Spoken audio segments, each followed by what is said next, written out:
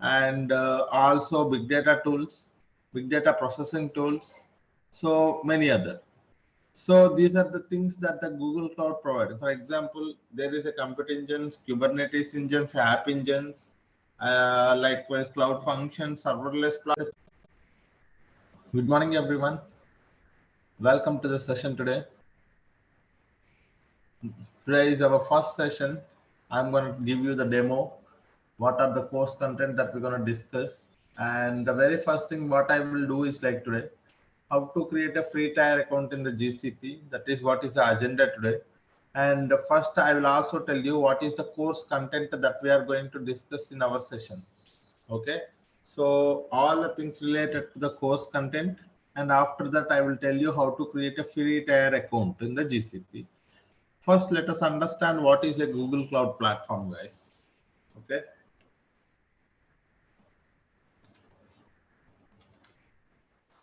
So GCP, what is GCP? Okay, so we are saying nowadays, cloud platforms become very famous because cloud platforms are mainly responsible for the cloud computing. Okay, so all the computation required for the data engineering or Kubernetes or application development, everything will be taken care by the cloud platform itself. Likewise, in the Google Cloud Platform is one of the leading cloud provider like AWS and Azure. So it is also providing you the cloud computing services. Okay. If we have to say what are the services that the GCP is providing, okay, in terms of a data engineering, you can look at the databases that it is providing and also big data tools, big data processing tools, so many other. So these are the things that the Google Cloud provides. For example, there is a compute engines, Kubernetes engines, app engines, likewise cloud functions, serverless platforms, fully managed services. Okay. So all of these things that the Google Cloud platform is providing for us. Okay. In our session, what we are going to discuss this, let me open a OneNote where I'll tell you what is the course content that we are going to discuss in our session and a later point of time. So if you guys have any questions, I will we will spend the time to discuss discuss if you guys have any questions. And let me tell you what is the course content first. So here is the course content, guys. So as we already know, as I mentioned, Google Cloud Platform is providing a pool of cloud computing services such as Google storage and database services, as well as big data services. Okay, here also you can see Google big data services. Okay, so in our session, what we are going to discuss is these are the things that we are going to discuss in our session, guys. Google storage and database services. Okay, the very first service that is what we are going to discuss is Google Cloud Storage. What is a Google Cloud Storage? Why it is important? What kind of a tool it is? What kind of a data it is going to store? All the things related to the Google Cloud Storage. And not only that, very important things about is like security aspect, because Google Cloud is one of the scalable and secured platform. So when you say secure platform, how do you make sure that it is secure? So with the help of the access control, with the help of the retention policies, with the help of the bucket access. So all of these things we are going to discuss. And after that, we are going to look at the cloud SQL. Okay. For that one, let me actually open my pen.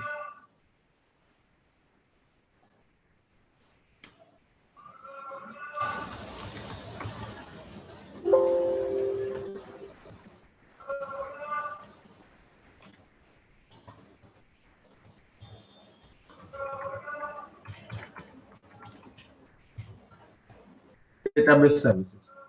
Okay. This is one point where we will be able to learn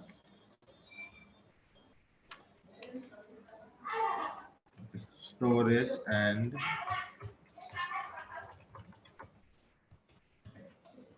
database services.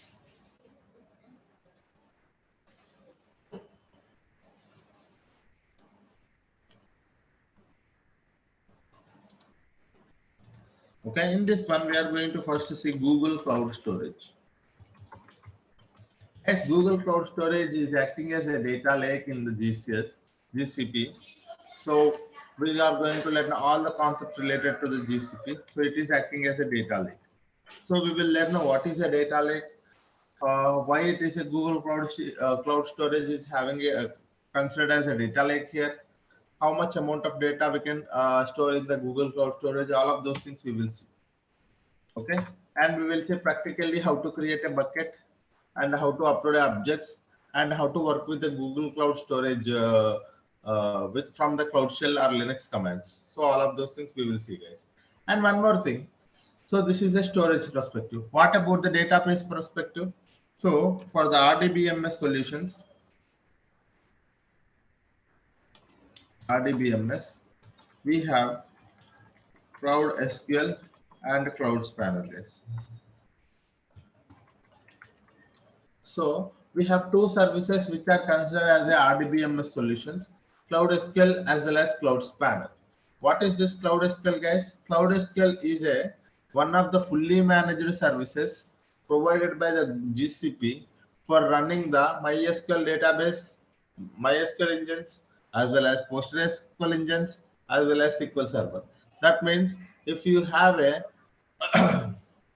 on-premises MySQL, if you wanted to migrate it to the same MySQL with the same version to the cloud, you have these services available, readily available, guys. Okay, so this is a Cloud SQL and Cloud Spanner that we are going to see in our sessions. Instead, I would say here like this.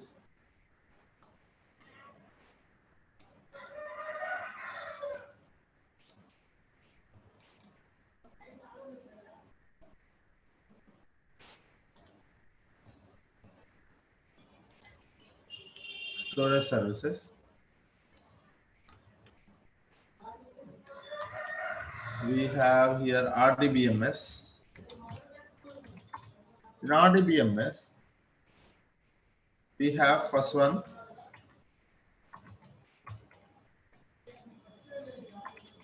Cloud SQL. Second one is Cloud Spanner. Okay, these are the two services comes under RDBMS. What about a NoSQL databases, guys? If you ask me, so in a NoSQL databases, we have a big table.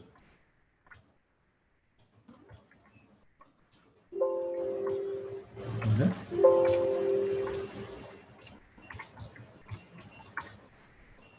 NoSQL databases.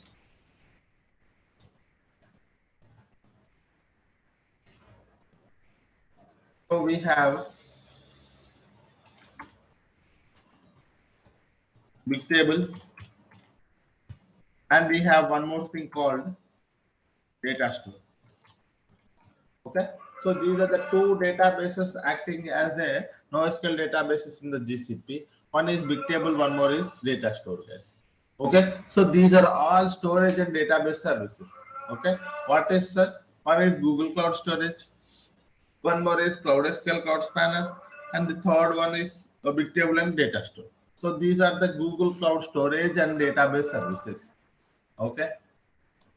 So what about the other big data tools that we are learning, sir? If you ask me, the big data tools that we are learning here is because we do get the data from a multiple data sources, right?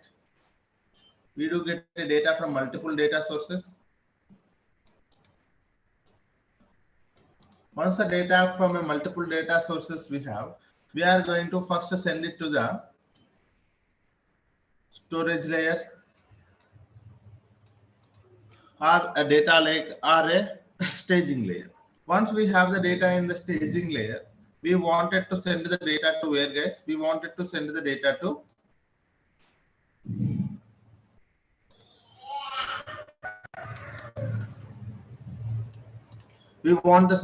send that data to the data warehouse. After that, there will be a different users will be there. Either it will be ad hoc request, or it will be a reporting purposes, or it will be a business manager asking for a requirement. So there will be different requirements. So based on those requirements, we are going to create some insight tables on the data warehouse. Those will be used for the reporting purposes, or those will be used for the decision making purpose. Okay, so this is how it looks like this. If I wanted you to understand clearly, so here data will be first ingested into the data lake. So here it can be an RDBMS.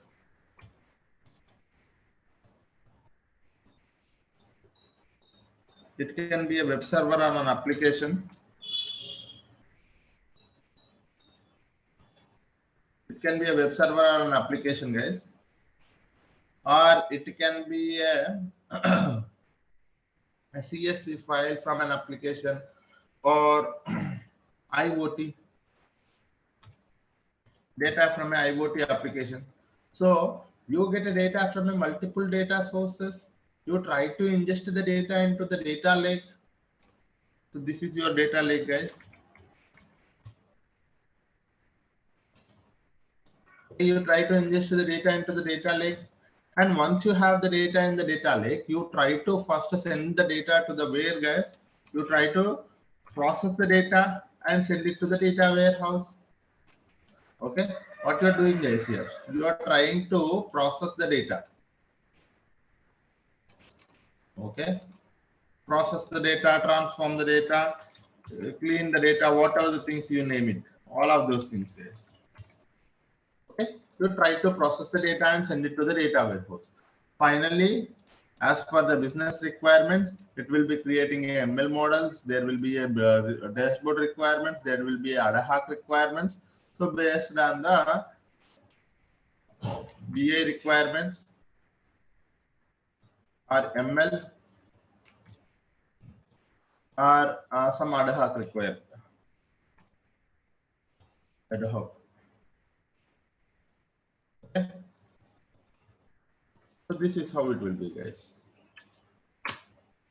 Okay, so this is what is the typical architecture of a data world, guys. A data engineering, in a data engineering, what we will do in a high level, if you want you to understand, this is what we do, guys. So we will be working on an ingestion process. Here it is a source, guys. You can think this is a source. Okay, from source to the staging or a data lake. People call it as a storage layer. Okay, and here we are going to do what, guys? Ingestion, right? Ingestion are collecting the data, and what we are doing is we are doing process.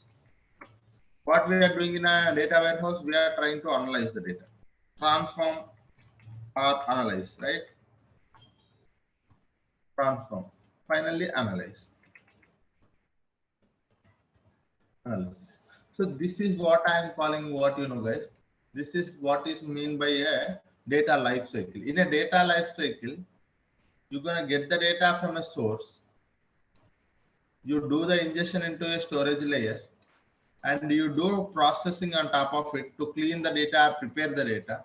You do some transformations on top of it, and you try to analyze the data to improve your business. So this is what is called as a data life cycle.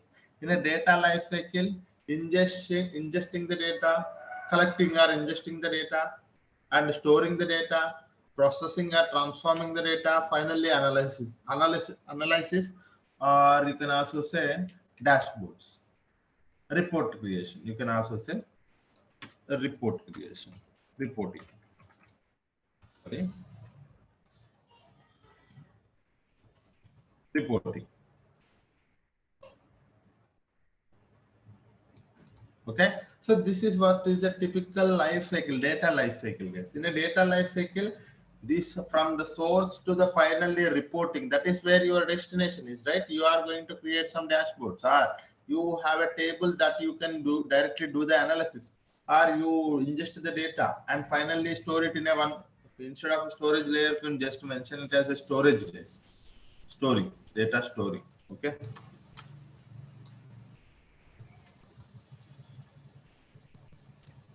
Okay, this is what it is, a typical architecture.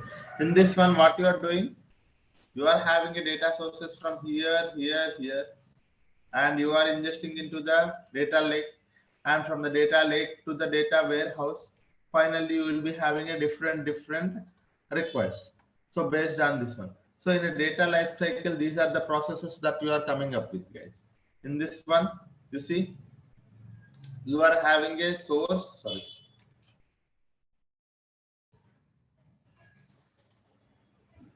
you are having a source, ingesting, storing, processing, as well as transforming the data. So this is what is a typical architecture. It will be real. This architecture is very helpful for you to understand the data engineering, guys. But here, what are the RDBMS? So, okay, sir, this is a data engineering life cycle. But you tell me, what are the RDBMS technologies that we are going to learn in our sessions? If you ask me that question, okay. So here I have mentioned here RDBMS, Cloud SQL and Cloud Spanner. Sometimes it can be a non-RDBMS as well, nothing but a NoSQL databases as well.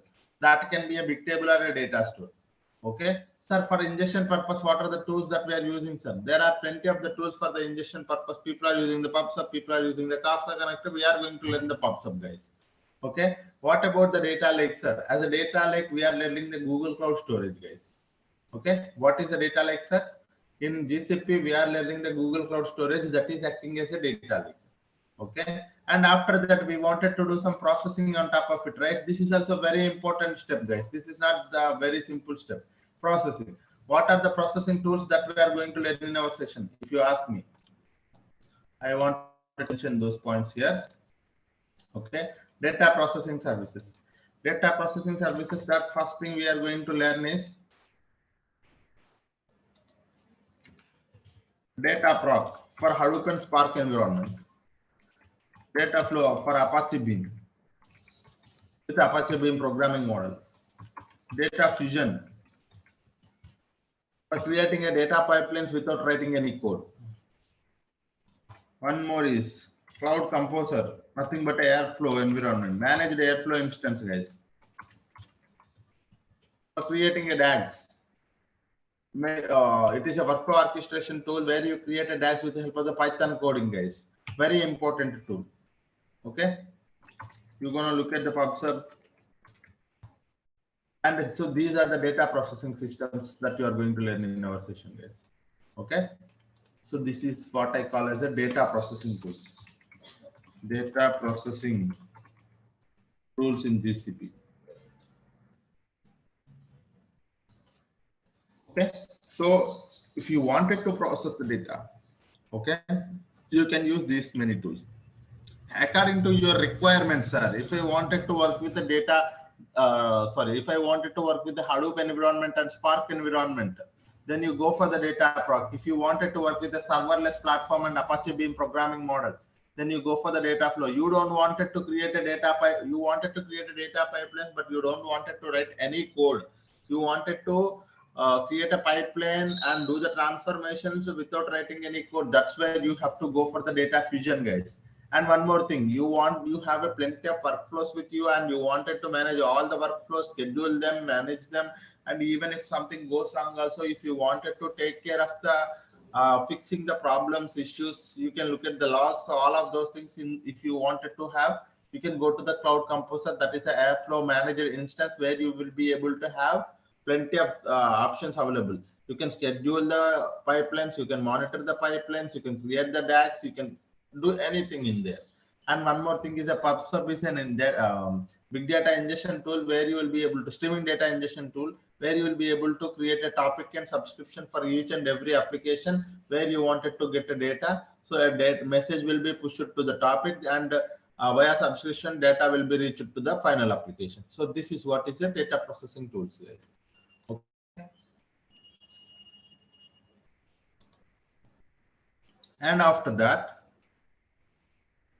okay, after that, not only this one, sir. For example, in your company, you wanted to do some kind of a triggering. For example, think that in your data warehouse, you have created one table, and that table is having a lot of problems. Okay, if problems are more than one, you wanted to get an email alert. Okay, what do you wanted to do, sir? If a problem has, if the issues are more than one, you wanted to get an email alert. Okay, that is one thing. And one more requirement is like you are creating a data bucket in the Google Cloud Storage, and there will be a file uploaded. As soon as the file is uploaded to the data lake, you wanted to send it to the data warehouse by doing some transformations. Okay, so that is where one more you wanted to trigger an event. So if you wanted to do some kind of event based things in the GCP, you have a cloud functions readily available, guys. It is a serverless platforms. You can go for event based things. That is also we are learning, guys. Cloud functions very important tool. This is also okay. The cloud functions also we are learning. And if you wanted to manage the user and access, identity and access management, user and project management. If you wanted to manage your project and user access, that's where you have a very bigger tool. It will be available in all the cloud platforms. That is IAM, guys, very important. In IAM, what is a user, what is a user account, what is a service, what is a service account, and what is a role, what is a permission, everything, each and everything, because this will be very helpful for those who wanted to manage the access. Because as a 3 years, 4 years experience, guys, or more than that, we need to understand at least who should be having access to what. Okay, who should be having access to what, and what kind of actions he can do it in that particular service. Unnecessarily we don't want it to provide access to anyone, right? So that is where we will be taking care of all the user access as well as the project management with help of the IAM. IAM is a very authorization tool, I would say. Authorization tool in the GCP. Not only in the GCP, it will be available in the AWS as well as Azure as well. Okay, identity access management, guys, that is also we are learning. So you will be able to see here data lake, cloud spanner, cloud SQL, cloud spanner, bigtable, data proc, data flow, data fusion, cloud composer, pubsub, cloud functions, and user and access management with the help of the IAM. So these are all the tools that we are going to learn in a very detailed manner. Okay, data processing is here. And I sorry guys, I actually forgot a very important tool, that is BigQuery. That is our data warehouse, right? That is also comes, actually that is not a data processing tool, that is a data warehouse tool. It is a BigQuery.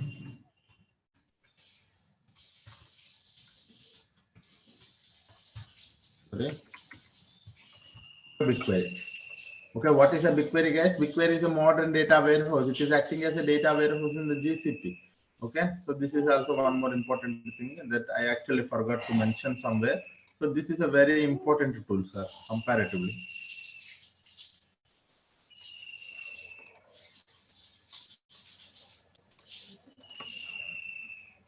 Okay, so this is all about the data warehouse, and if you wanted to connect it to the data warehouse and do some BI activities, we have a data studio and data looker, but we are not just focusing on those data visualization part, but at the end of the session, how people are connecting it to the data warehouse and doing some dashboards on top of our data, how and how it will be helpful for them. So we will see for those things, but it is not too much deeper, guys. This course is only responsible.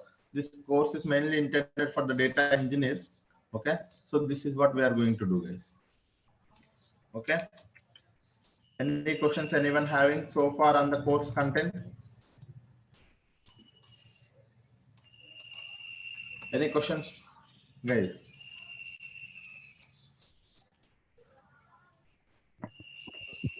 Yeah, hi Saidhul, good morning. Yeah, good morning everyone. Yeah, So in this course content, did you cover all kind of like a AD authentication, like Active Directory part is or not? so that is comes under IAM. Yes. Okay. Yes. And cloud functions. Okay. Yes, So it's a kind of like a developer tool. it's a data engineering. Which Okay. one you are asking? Cloud functions is a developer tool.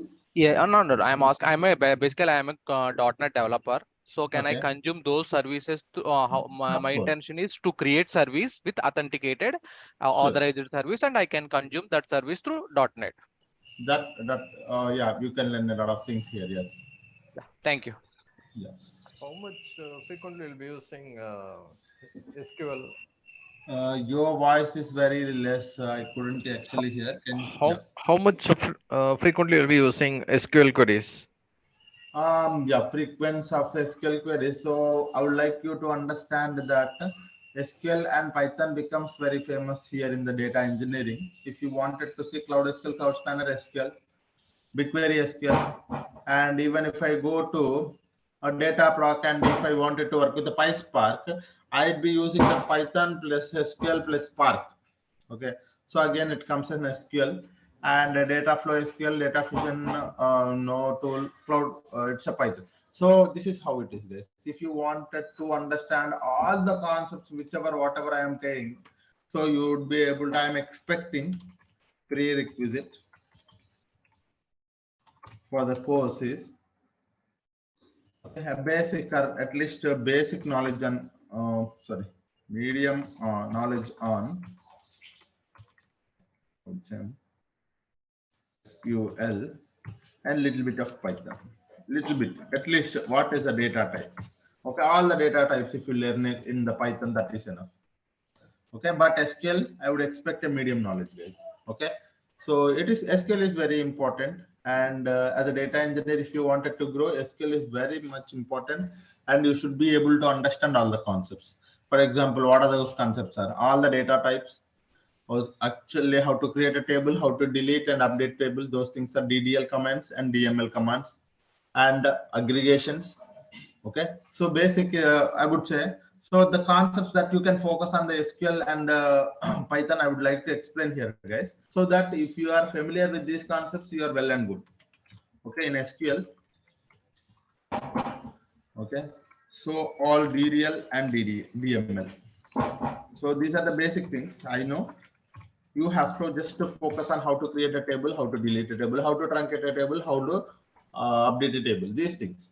Okay, and after that I would expect you to have a aggregate, learn about aggregate things, aggregate functions. Okay, and one more thing is ranking functions, and the fourth thing is we have table. So there is a temp table, common table expressions, and there is also one more concept. So focus on that as well. Temp table, common table. In a temp table, there is a local temp table, global temp table, and the common table expressions. So these things, CTE. And the fifth thing, I forgot one more thing. Yes, mainly, guys. So join. Okay.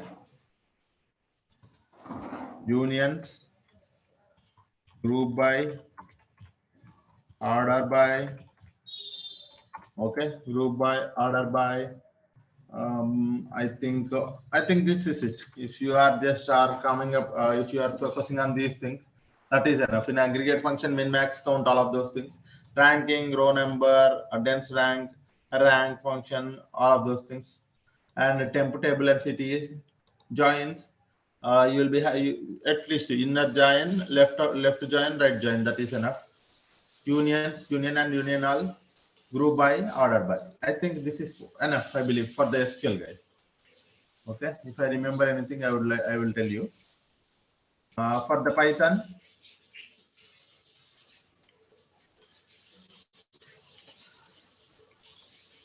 Python, I would expect you to have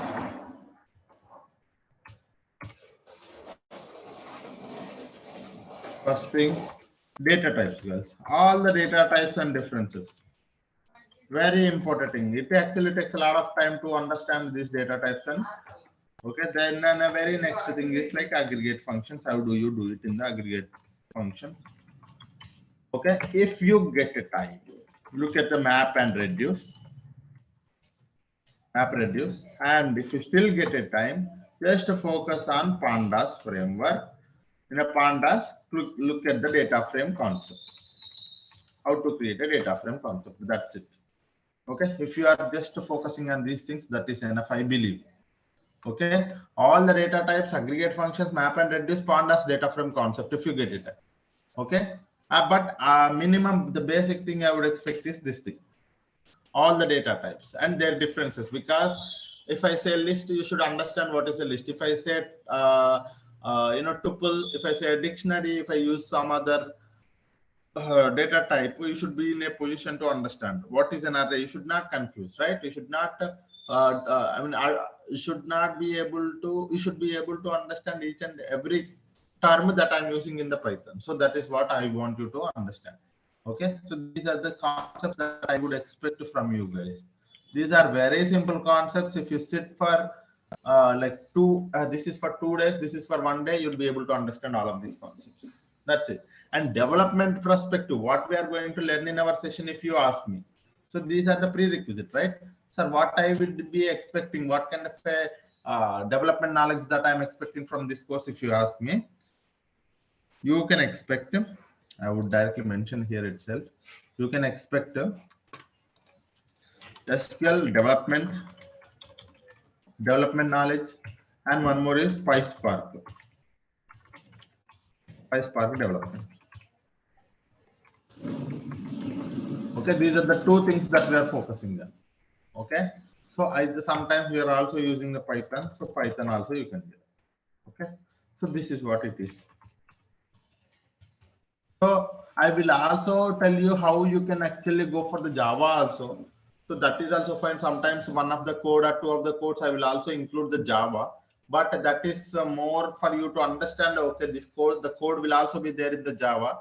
But the thing is, like, our main focus is on SQL and Python for the data engineering, guys, because it will be really helpful for you if you wanted to grow your career in a data scientist level or a machine learning mode. Because as a data engineer, if you work for the next 2-3 years, you will be able to easily enter into the data scientist roles, or you can also go for the machine learning roles, because it is actually one another linked, guys. Okay, so this is what is a prerequisite that I would expect from you guys.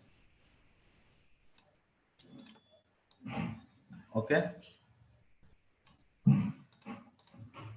this is the thing that I would if you wanted to, sir, what are the concepts that I have to go for before coming to and attending these sessions? What are the sessions? What are the things that I have to recapitulate? If you ask me, these are the things you recapitulate, guys. Okay, go for recap. And we will be learning SQL development, Python, PySpark, all of these things. No worries, because SQL will be used in most places. Python will also be used in most places. Okay, so that is one more thing. And we will also be looking at different formats, guys, CSV, Parquet, and big data formats. So I will also be telling you what are the difference between the big data formats. So because in the interviews, some people are asking me if you are working on a big data development, so did you work on the Parquet, and what is the main advantage of using the Parquet? Those kind of things also we will discuss in our sessions. That is not a problem. And I think that is enough, guys.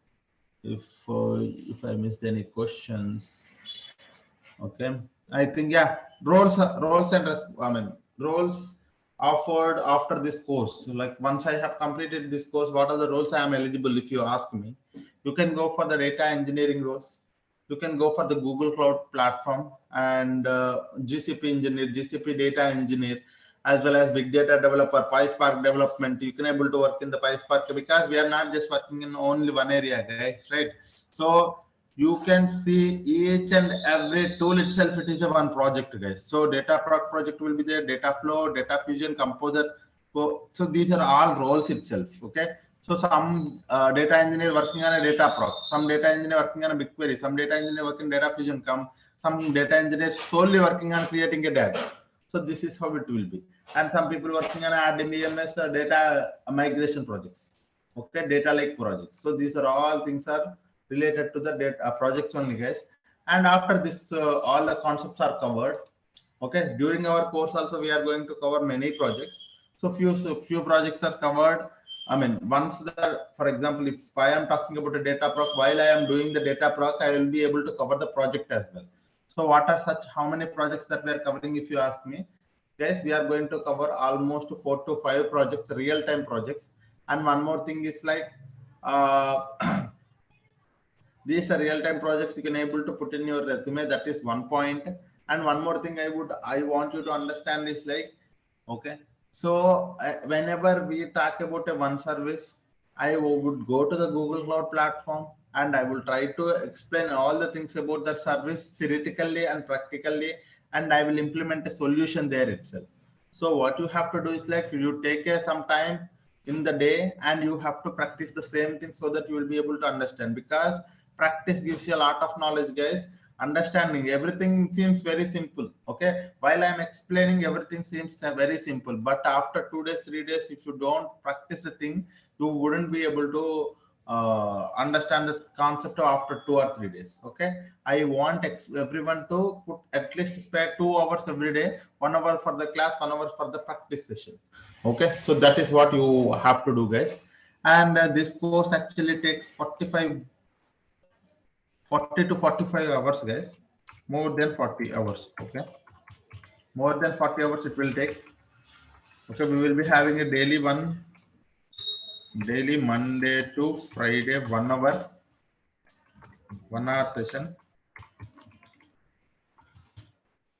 Okay, this is one more thing, and recordings will be shared to your emails. You will get a recording, guys. And one more thing is like what I actually forgot. Course duration, course content, daily 1 hour session. I think this is it, guys. Okay.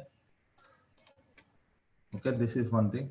And someone is asking me if you guys have any questions, you can ask, guys. Floration, do speak, please. Hi, sir. Good morning.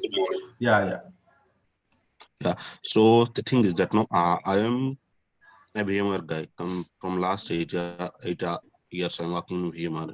So this platform is completely new to me. So is that a good decision to go for that this course?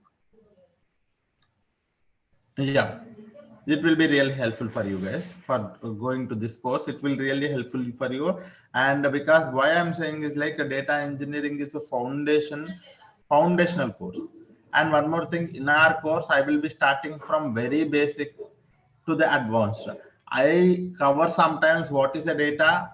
I mean, because when we talk about a relational databases, I would talk about what is the data, what are the classification of the data, what is meant by structured, unstructured, semi-structured data.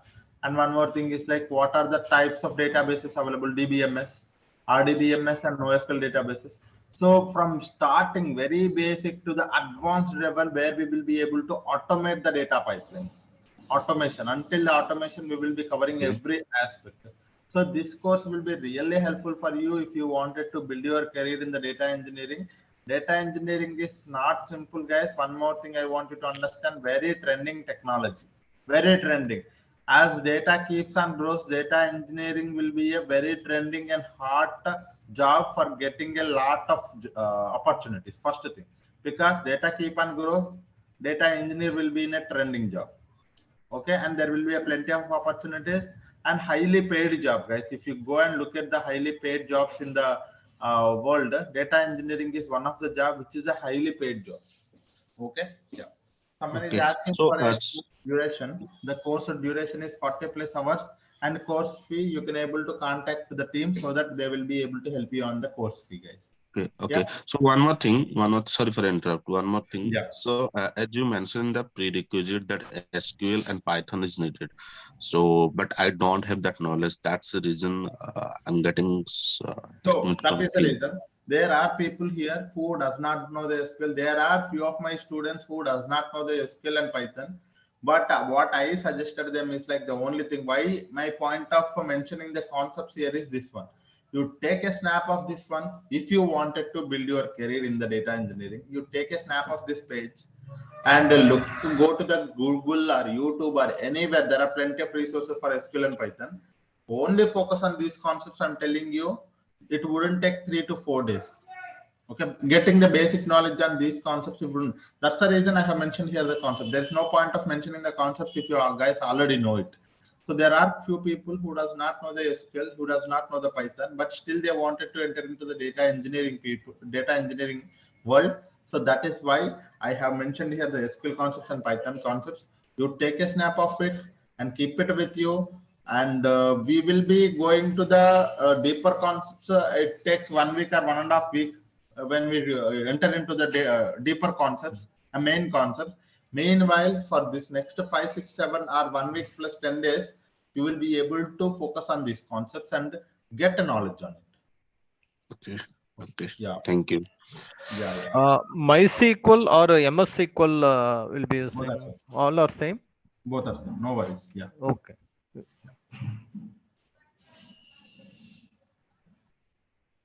So someone is asking me, I'm planning to make a move in the data engineering. I'm having a 10 years of experience in the Oracle database. How it's helpful for me? I'm telling you, if you are coming from a Oracle database or if you are coming from a, same background like MySQL or a support engineer or whatever the data, if you are working in a data world already, this course will be really helpful for you. You can get a good opportunities. First thing, a lot of hike you can able to expect, guys. A lot of hike you can able to expect. Okay.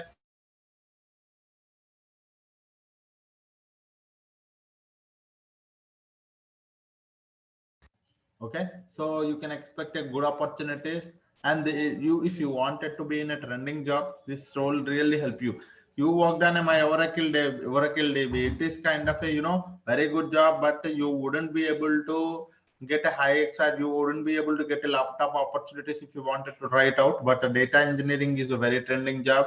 After 10 years, you wanted to again switch a job. It is again very trending. So it will be there for next 10 to 15 years. Data engineering in a very good position, guys. But this is one thing.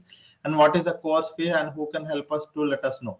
So for the course fee, guys, you can actually go for, okay,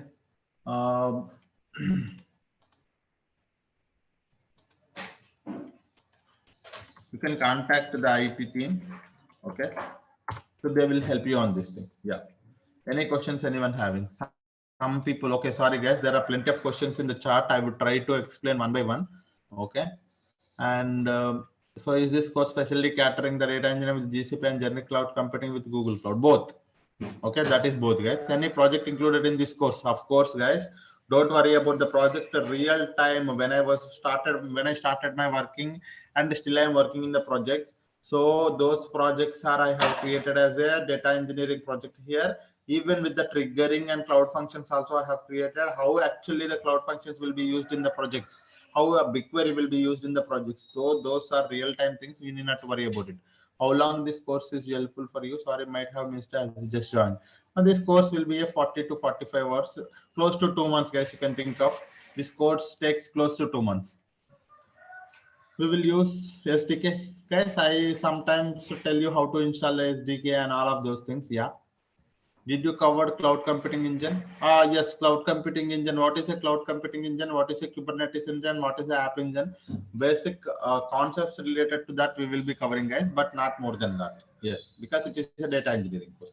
While attending the interviews for the GCP data engineer, the expert certification in GCP data engineering. Certification is mandatory for attending the no, guys. Okay, no. It is not mandatory, but if you have a data engineering certification, this will be really helpful for you.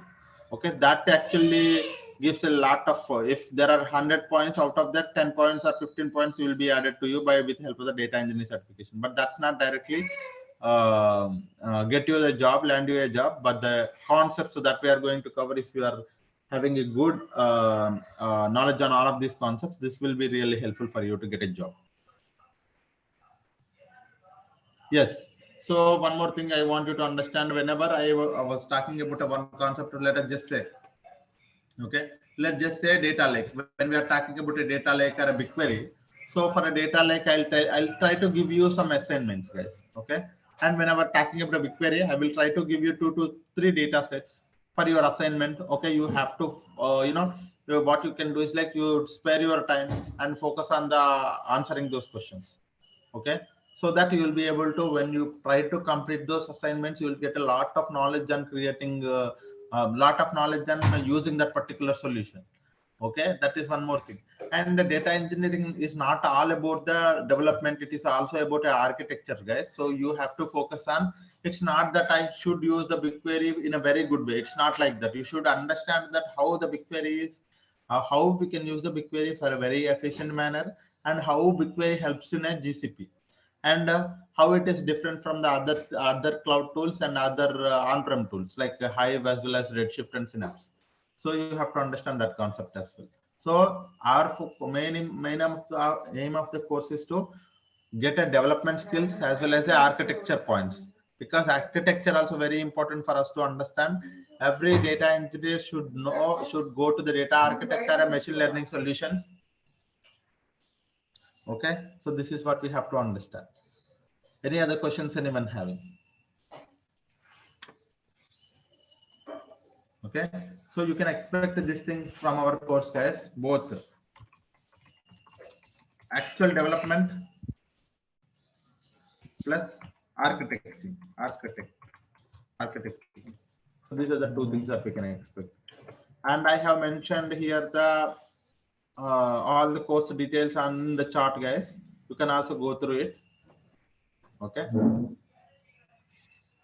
So time of the timings, I actually forgot to mention the timings, guys. The timings are same timings, guys.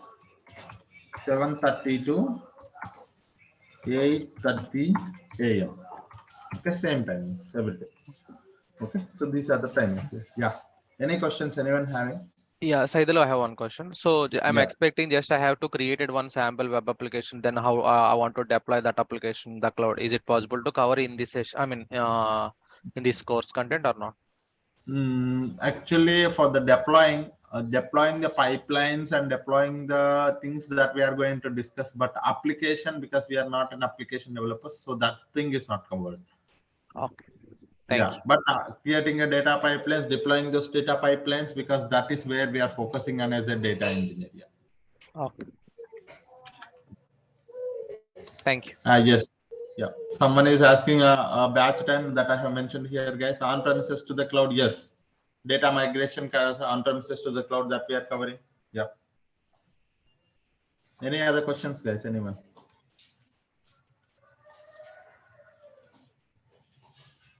From tomorrow onwards, we will be having a initial classes, guys. Today is a demo class, right? So that's the reason. Yesterday we had a workshop. Today we are having a demo class, first demo. So in the first demo, I'm telling all the things that we are going to cover in our session. Tomorrow, I am going to start with the Google Cloud Storage.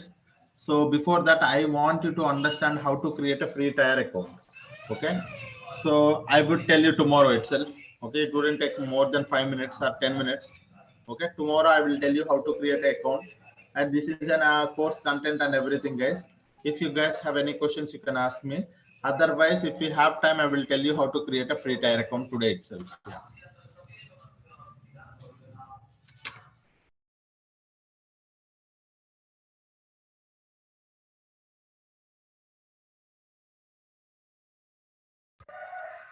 Okay, guys. So this is it for today. So hope I have given you a good understanding of what are the services that we are going to cover in our sessions, and hope you got some idea about a data engineering and a prerequisites, as well as what kind of things that we have to focus on before entering into the data engineering, and what kind of learnings that we can expect out of this course. Okay.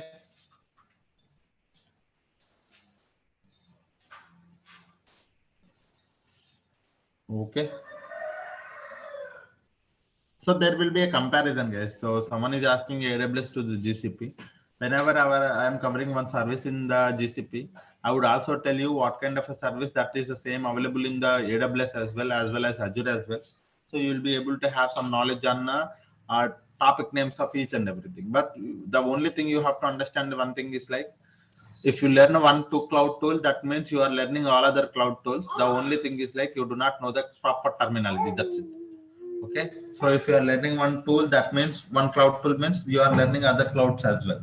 Okay, so don't think that if I learn what could be a thing, that if I go to the company, if they're asking me to work on AWS, it's the same thing. You need not worry about it. The technology is same. The only thing is like a platform is different. That's it.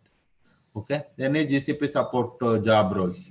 So all these things, the development plus support plus big data developer plus admin plus this course will be for all of the things, guys, because we are covering the IAM for the admins. We are covering the if you are wanted to go for a support, you need to know the services first. So you should know the development plus support. This course is for the development. If someone wanted to go for a data engineer, a developer, or a support developer, support engineer, or admin. So this course will be helpful for all of you guys. Yeah.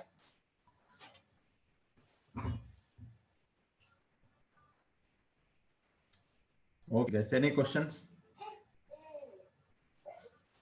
Okay, guys. Thank you all. Okay. It's so it's almost 8:30. So I'll be here for next 2 minutes. If you guys have any questions, you can ask me. Otherwise, we can wind up the session. Tomorrow, with a very fresh mind, with a very positively, we are going to start our sessions with the Google Cloud Storage.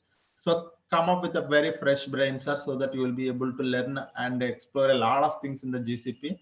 This is not just a topic that we are going to explore.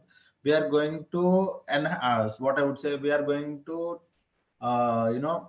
acknowledge the development, how the Google Cloud platform has designed all of these tools, how these tools are going to helpful in our day-to-day activities. And one more thing is like these technologies are very good, and we will be able to work with any kind of data. So from tomorrow onwards, we are going to learn a lot of new things. Okay. Keep your brain open for learning all of these things. Come up with a very fresh brain so that we will be able to see a very new and trending technologies. Okay, guys. Yeah. Thank you all. Thank you. Yeah. Thank you. Thank you, guys. Thank you. Have a great day. Thank you. Will you be sharing today's recording? Yes, you will get a mail for today's recording, guys. Don't worry on that. Yeah. Yeah. Thank you all. Have a great day.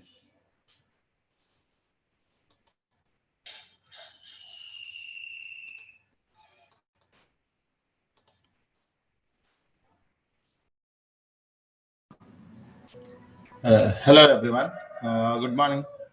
Welcome to the session today. Hope you guys are doing good. So, yesterday we had discussed what is the course content and everything. Recording in progress. Right? From today onwards, we're going to discuss the very first topic, that is in a GCP, we have a GCP database landscape and big data landscape. So one by one, we are going to start with. So in a first half, I'm going to explain few concepts related to the databases, that is our Google Cloud Storage.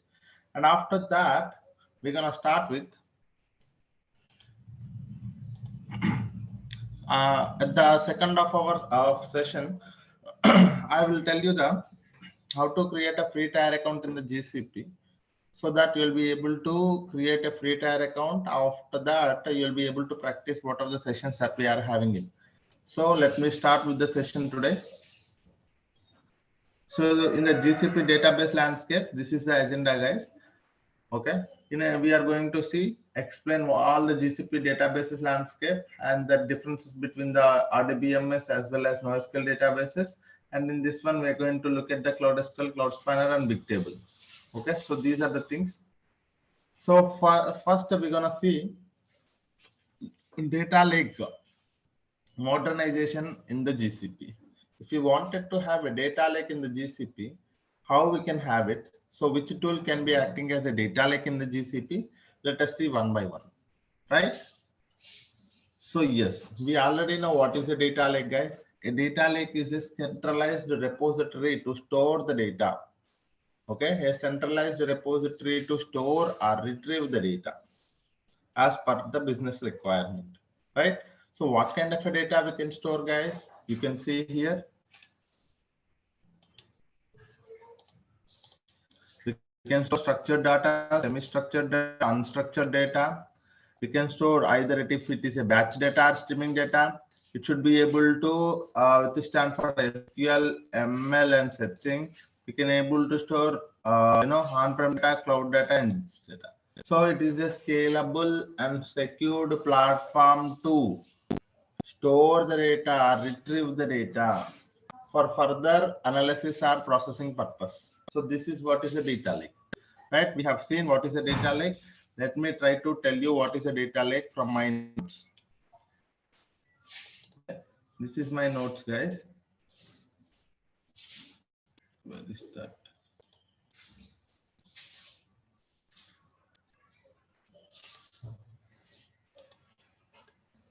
Okay, basics. Yeah. So this is what it is, a data lake. I hope you guys can see my screen clearly. Okay. So usually you get a data from a multiple data sources. So in a data lake, the data lake should be withstand to store any amount of data that is coming from a multiple data sources, and it should not restrict any data format. It should allow any data format to be stored, any amount of data to be stored, and it should be scalable platform and also secured platform.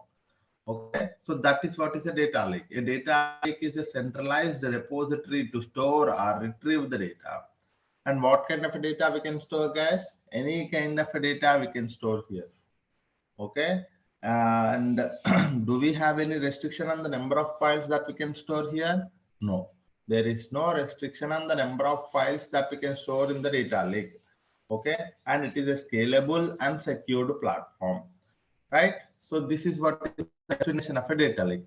Now let us see data lakes using a GCS. In a Google Cloud platform, we have Google Cloud Storage is acting as a data lake. What is that? Let us see now. Okay, so this is Google Cloud Storage is as a data lake in the GCP. So what is a Google Cloud Storage, guys? So let me go to the paint and try to explain you guys one by one.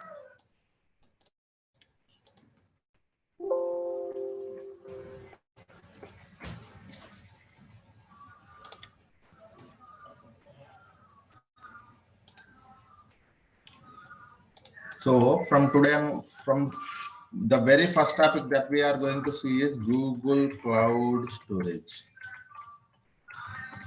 What is a Google Cloud Storage? Let us see first.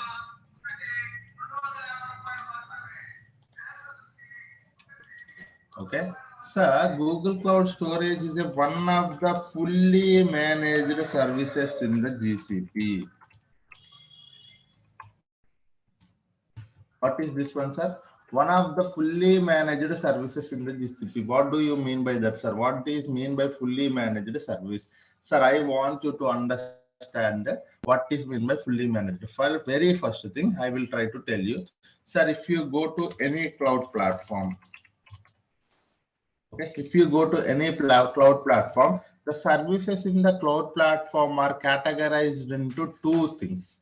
One is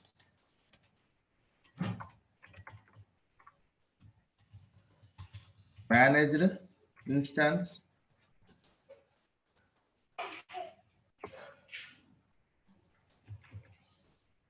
okay, not managed, virtual machine.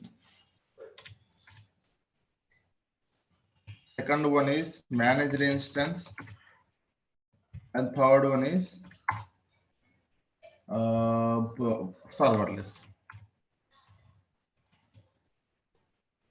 Okay, sir, VM based. People call it as a VM based. Okay, these are the three categories. If you go to any cloud platform, the services in the cloud platform are categorized into three.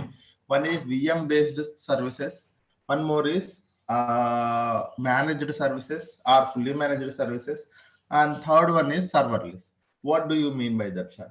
In a VM based services, okay, for example, look at your laptop. In your laptop, if you wanted to work with any of the Python coding, or if you wanted to develop one application, what do you do, sir? You manually download one software like Python application, and you will provide some resources to that, and you will try to install that, and after that you go for the application development. What do you do, sir? Whatever the requirements, whatever the resources, whatever the infrastructure required for your entire application development, you as a person taking care of it, taking considering from the laptop itself. So you need a laptop. That laptop needs to have some kind of resources, and that laptop will have its own configuration. And on top of that, you will again download an application and install on top of your laptop, and again you try to develop an application. Likewise, in a VM based, an entire virtual machine will be given to you, so that an entire virtual machine will be given to you. 1 minute, guys. Sorry, I'm getting a call. 1 minute.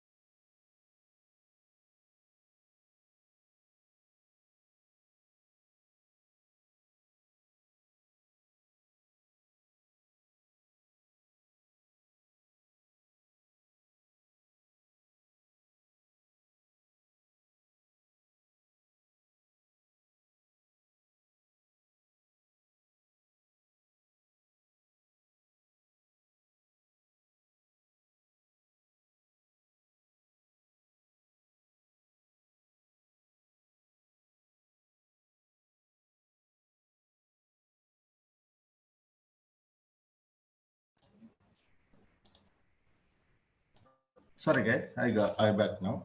So there are three categories in the cloud platforms. One is VM based, managed, and serverless. But before this one, if you wanted to understand, there is a one more category which is not a cloud platform. That is non-cloud platform. That is, we call it as an on-premises, right? So we have a one more thing is also there, that is on-premises. It is not a cloud. In on-premises, if you wanted to work with any of the application development, you have to manage your physical infrastructure. Okay. Physical infrastructure you have to manage. Again, if you need to have a separate environment, you have to manage your virtual machine. Manage the virtual machines. Manage the VM. And again, if you wanted to work with an application, you have to manage your application. Okay, because you have to download, install all of those things. Again, you are the person need to develop the solution. Okay, so in a typical architecture, this is the things happening is in any company. If someone wanted to work with the any application development, first thing there will be a resources part. One is infrastructure. So as a person, we have to take care of the physical infrastructure. Again, if we have to have a development environment separated for each application, we need to go for a virtual machines. And again, we have to manage the application configuration. And finally, we can develop the solution on top of the service. So this is what it is. So in on-premises, you as a person have to manage all of these things. Yes. Okay. In on-premises, we have to manage all of these things. Okay. But if you go to the cloud platform, what is the main advantage? Let us see one by one. Okay, very important thing, guys. If you, no one will tell this point, but you have to understand, because somewhere you are seeing a VM based services, somewhere you are using a managed services, somewhere you are using a fully managed serverless platforms. So now you will be able to understand the concept of this one. Okay, in a VM based, you need not to manage the physical infrastructure, because that physical infrastructure will be provided to you in the form of a virtual machine to you. In the cloud platform, you need not to manage the physical infrastructure, but you have to manage your configuration for the virtual machine. You have to manage your application platform as well as development.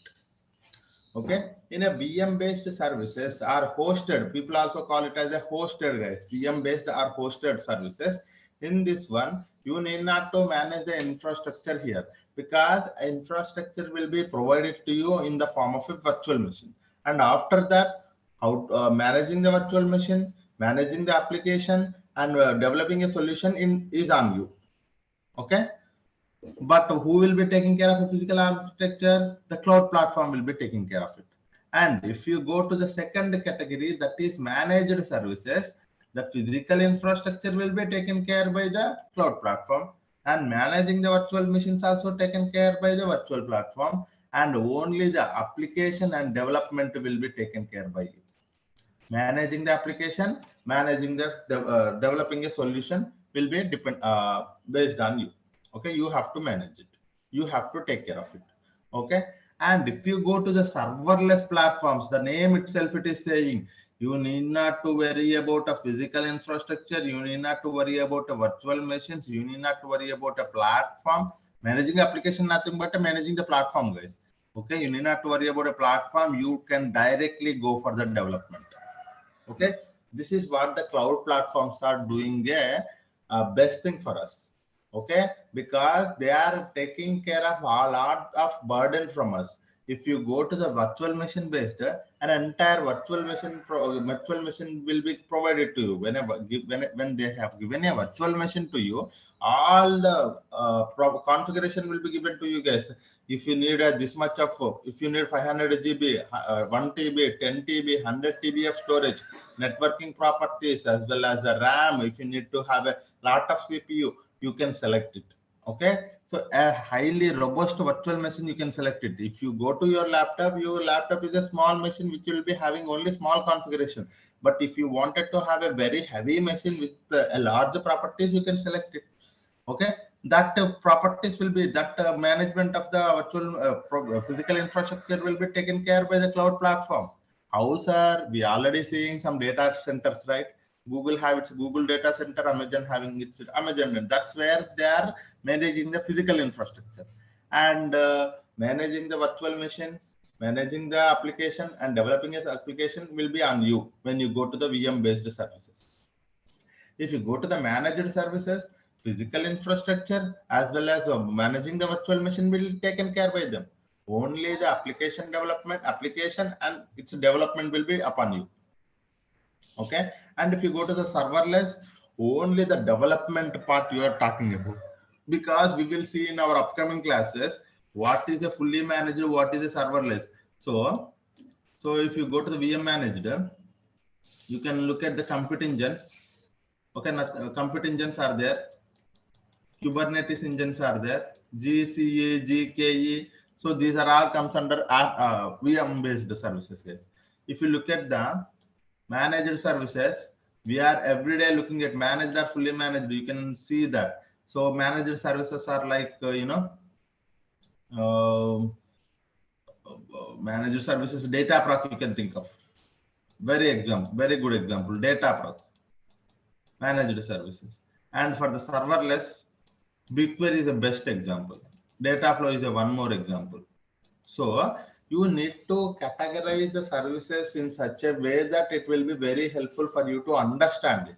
Because in a company, if a client asks you whether what kind of because we are looking for a serverless platform, you should be in a position to understand what is the serverless platform. If they are looking for a semi-serverless platform or a managed services, you should be in a position, because serverless platforms provide you a lot of benefit when you are when you talk about a cost.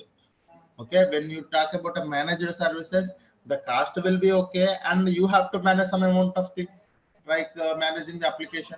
So there is some burden on you managing the application. So you have to take care. Your team has to take care about managing the application.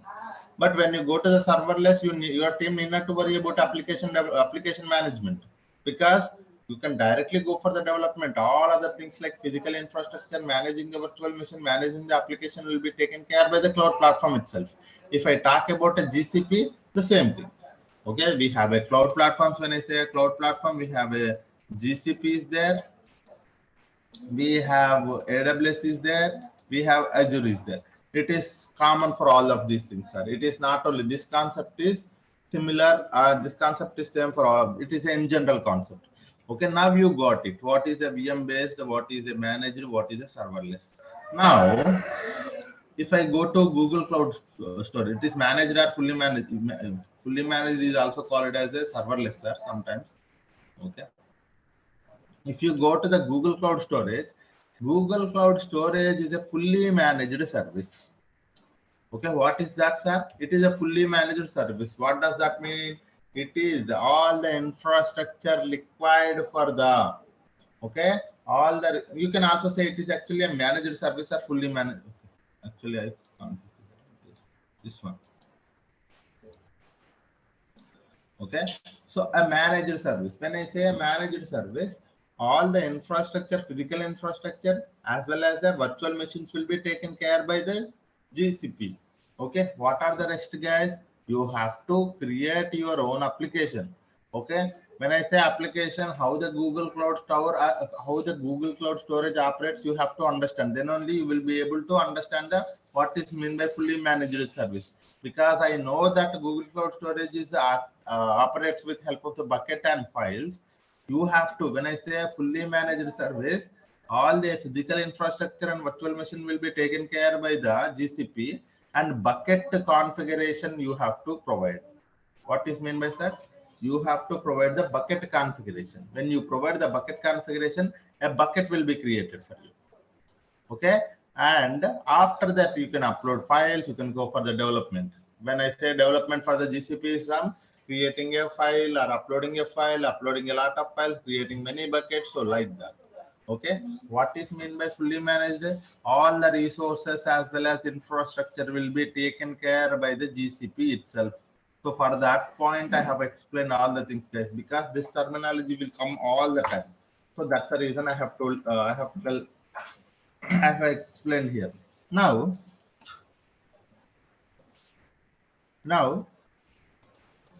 sir, it is now I understand that it is a fully managed services. So the infrastructure will be taken care by the GCP. That is fine. So now tell me what kind of a service that the Google Cloud Storage is. What is the main intention of having a Google Cloud Storage in the GCP? So if you ask me, it is a service for storing and retrieving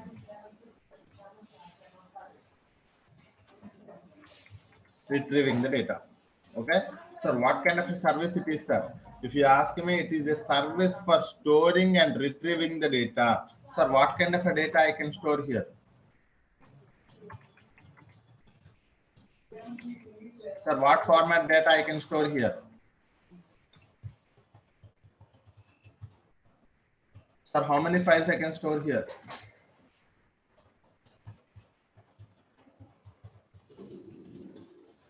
Okay, sir, how much amount of data I can store here?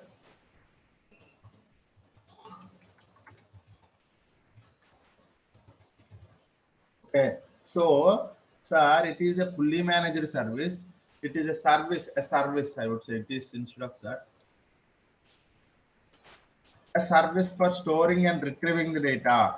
So when I say talking about storing and retrieving the data, how much data I can store, any amount of data, any number of files, any format data, any kind of a data, we can able to store in the GCS, guys.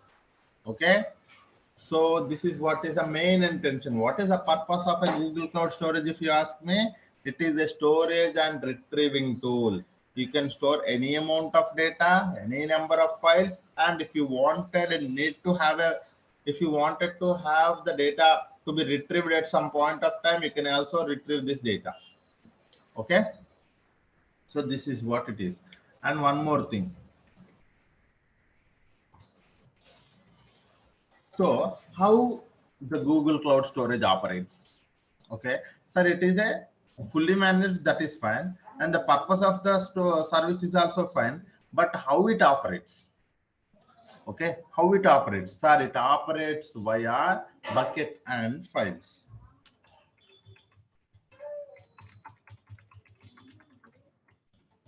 Okay, which operates via bucket and file. Sir, some people does not know what is a bucket. I want you to understand this terminology now. Okay. Sir, what is a bucket? Sir, a bucket is a container. The terminology is this one, sir. Bucket is nothing but a container, or some, if you does not know what is a container also, you can think of your folder. Okay, a container is not, a bucket is nothing but a container, and terminology for the object is nothing but a file of any format. Okay, so this is what is the terminology, sir. Now you will understand. So in a Google Cloud Storage, we are storing something and we are retrieving the something. So how the Google Cloud Storage operates? Sir, in a Google Cloud Storage, it operates via bucket and objects. I should mention here objects, not files, because the terminology is an object. Okay, it operates via bucket and objects. Okay, what is a bucket? A container or a folder. What is an object? A file of any format. So what does that mean, sir? If it is operating via bucket and object, do I have to create a bucket to store the objects? Yes. So you have to create, we have to create to store the objects. Okay, we have to create a bucket. We have to create a bucket. So any number of buckets you can create it, any number of files you can upload it to one bucket. So this is what is it. This is how the Google Cloud Storage operates, guys. Okay, how the Google Cloud Storage operates, sir? A Google Cloud Storage operates via bucket and objects. So in the terminology, what is a bucket, sir? A bucket is nothing but a container, and an object is a file of any format. And we have to create, if I wanted to store some data, what I have to do, sir? If I wanted to store some data inside a Google Cloud Storage, what I have to do? I have to go to the Google Cloud Storage and try to create a bucket, and inside that I can upload the objects. What do you mean by objects, sir? It is nothing but a data, nothing but a file, right? So this is what is, it is how operates. Sir, so far everything seems good. The fourth point I want you to understand that it allows, Google Cloud Storage allows worldwide storage and retrieval. Okay, that means, what does that mean, sir? I do not know. One more basic concept it is coming, sir. You have to understand, there is a concept of region, multi-region, multi-region, and one more thing is a region, multi-region, dual region. Okay, so this is what, if it is allowing a worldwide storage and retrieval, what does that mean, sir? At any location you can able to store the data, at any, from any other location you will be able to retrieve the data, but you have to select a proper region and multi-region and dual region. According to that, if you wanted to store and retrieve the data within the region, you can go for the within the region option. And if you go to the multi-region, the data will be retrieved across all the regions. And dual region means within two regions. Okay, we will see this difference. Okay, this is actually takes some time, so we will see this difference tomorrow. Okay, what is the main intention of having a regional service, regional storage and multi-regional storage and dual region storage? Because there is a difference between them, and there is an advantage also there, and there is a cost in terms of a cost also. You can look at it, guys. If I go to the region, the cost will be little lesser. When I say dual region, the cost will be little higher. If I go to a multi-region, the cost will be little more higher. And we will see that tomorrow, the main difference, why it is. So that is one thing that we will see tomorrow, guys. The fifth point is, as I told you, scalable and secured platform. What does that service, sir? It is a one more final point, sir. It is a scalable and secured platform. So we will see what is meant by secured platform. And I just want you to give you an overall heads up to the Google Cloud Storage. Now you got it. What is a Google Cloud Storage? The only thing you have to understand today is that what is a Google Cloud Storage and what is the main purpose of having it, who will be taking care of the resources here, and how it operates, how the Google Cloud Storage operates, and what kind of a tool it is, whether it is a storage, worldwide storage or a distributable service, and whether can we go for a secure, whether it is a secure platform and scalable platform or not. This is the only point you have to understand, guys. Tomorrow we will see how to create a bucket. Inside that, all these things, like when I say secure platform, right? So we can able to say access control and very basic concepts we are going to see tomorrow, object versioning. What is mean by all of this terminology? We will see retention policy. Okay. Okay. And one more thing is also there, storage classes. Okay, we can also go for the storage classes. While you are creating a bucket, there is also a storage classes. So tomorrow we will see all of these things, sir. Whenever you wanted to create a bucket, so you can select a proper bucket name and the location where you wanted to. So when you wanted to create a bucket, you have to give a proper name to the bucket. Okay, you have to give a proper name to the bucket, and you have to select the location of the bucket, and you have to select the proper storage class for the bucket, and we have to select the access control, and we have to select the object versioning and retention policy. Retention policy. Okay, tomorrow we will see while we are creating a bucket, all of these concepts we will see, because these are the practical concepts. Okay, so what are these, how we have to give a proper name to the bucket, because it is not directly, sir, I can give any name. Okay, it is not like that. It has to be a globally unique name. How to select a location? When I say select a location, we know that we have a region option is there, we have a dual region option is there, we have a multi-region option is also there. And storage classes, there are 4 storage classes like standard, nearline, cold and archive. Access control also, we have 2 options. Access control at rate bucket level, access control at rate object level is also there. So we have to see all of these things while we are creating a bucket. Okay, today hope you got some idea about a Google Cloud Storage as well as the different varieties of the services in the cloud platforms. Okay, yeah, any questions so far on the Google Cloud platform, guys?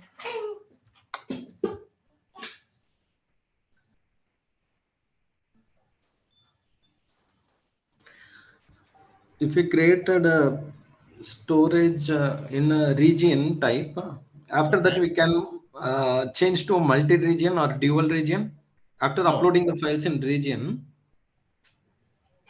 No, that's one. So there are few properties that you can change it. There are few properties once the bucket is created, you cannot change it. Okay. So that is, I have actually properly documented that. Tomorrow, I think we will see. Okay. What is a bucket and how to create a bucket. So bucket configuration. See, when you look at the bucket configuration here the location, you see for the location, this is, we have selected a US West one and it is not editable. Okay, so when you create a bucket, you cannot, once you have selected a proper location to that bucket, you cannot later edit it. If you wanted to edit it, you just have to delete your entire bucket and you have to create your bucket with that particular location.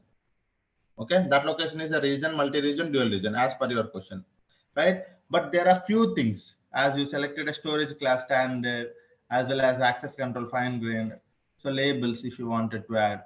So these are the editable properties. Okay, so this is a metadata of the bucket. There will be a metadata for the object will also be there, guys. There are 2 things, metadata about object, metadata about bucket.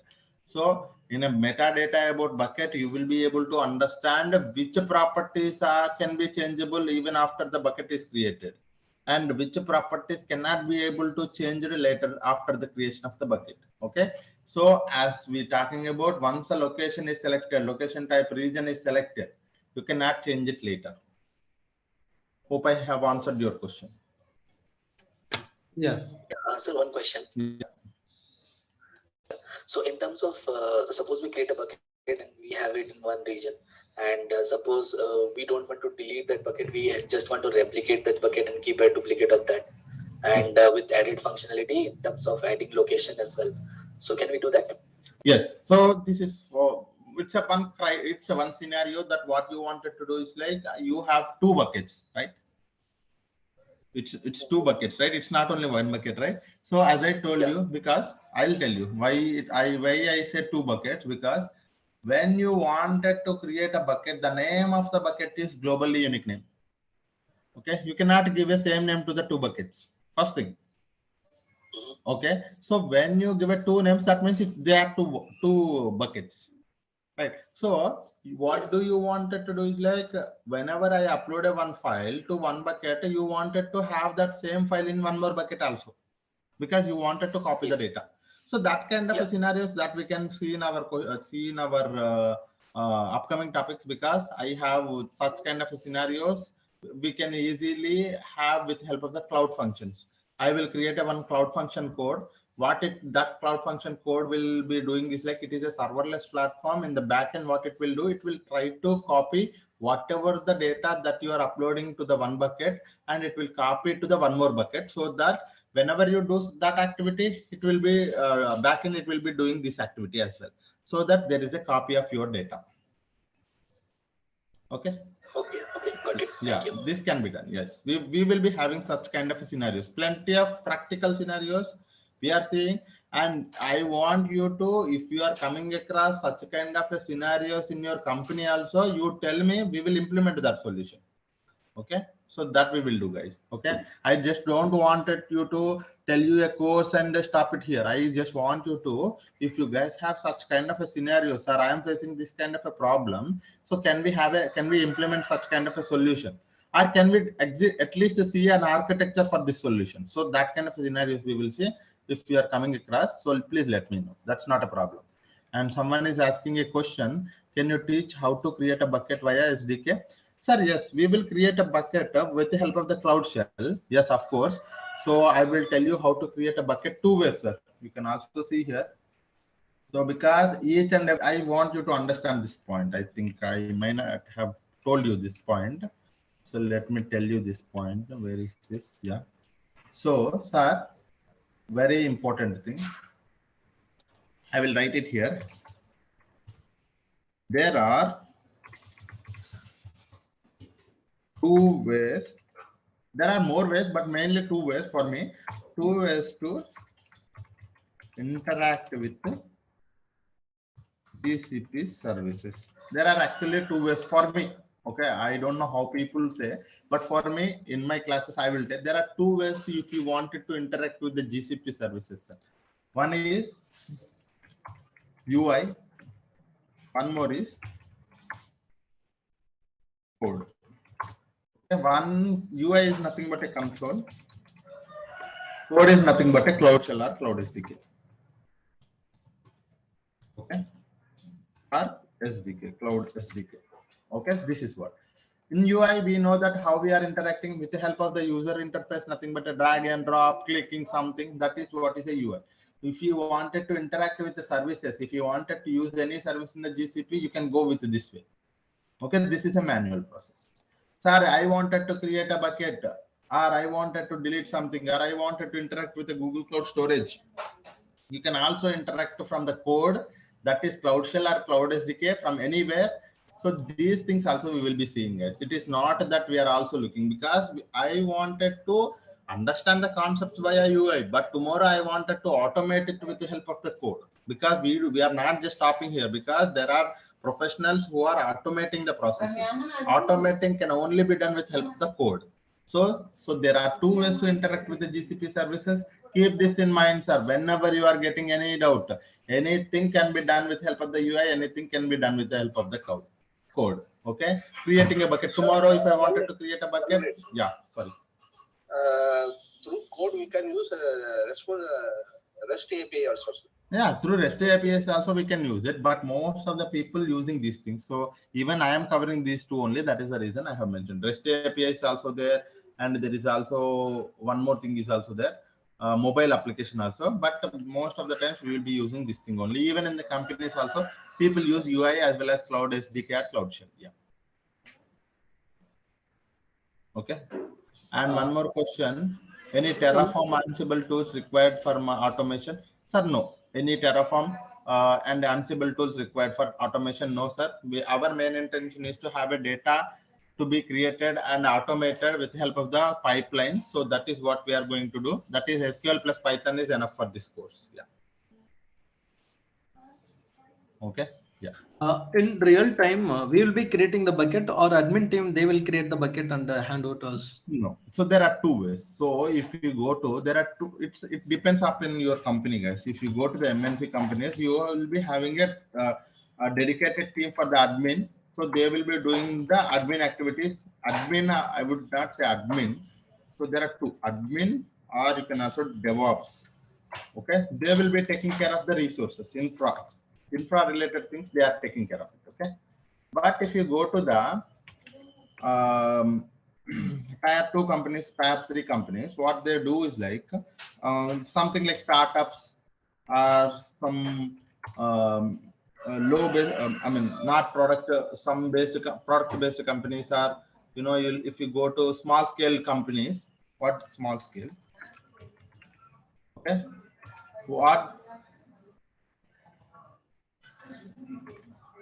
What they do is like they will provide an entire, because it is a small startup company and you have to do everything on your own. In that case, you will be getting a chance to work on the UI, you will be getting a chance to creating a bucket, anything. You yourself have to work with the admin activities as well. That means IAM, all of those things, and permissions, roles. You yourself have to create a bucket. But when you are going to the MNC companies, most of the times they will not providing you access to do that. But there is an environment called sandbox. In that sandbox, you can do anything. But if you look at the prod environment, they will not provide you no access at all. Okay. If you wanted to practice anything, you can go and do it in the sandbox. But in the startup, you will be providing an access to all of the things. You can able to work with that. So this is what it is. Okay. Yeah. You will team BigQuery with loading files with the real-time scenarios? Yes, guys, I will teach. It's not team, right? You will teach, yes. So you will teach BigQuery with loading files with the real-time scenarios. Don't worry about that. We will be having a plenty of such scenarios. Data proc, data flow, everywhere we are using the BigQuery. And I will take some CSV files. I'll upload it to the, I'll upload them as a, I will upload it to, sorry, I will create a tables on top of those CSV files. And one more thing also, what we will do is like, we will automate that process. Okay, as I told you, I don't want it to manually do it tomorrow. Okay, if a file, CSV file available in the GCS bucket, what I wanted to do, sir, automatically it has to create a table inside the BigQuery. Okay, that automatic scenarios we will see.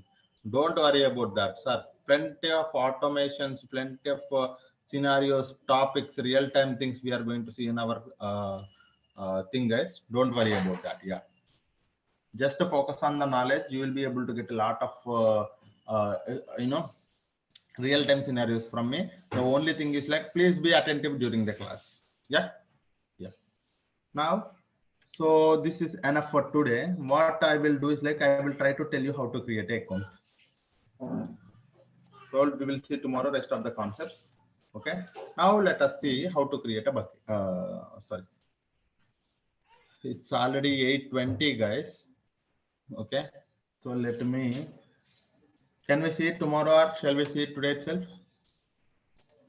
Sir, I would tell you, some people are asking for the, yeah. Some people are asking for the slides and some people are asking. So slides I may not be sharing with you, but what I will do is like, I will share you the material. Okay, what is that material? It is a very robust, and you see the material for the Google Cloud Storage tomorrow. Today we have seen, right? What is the Google Cloud Storage?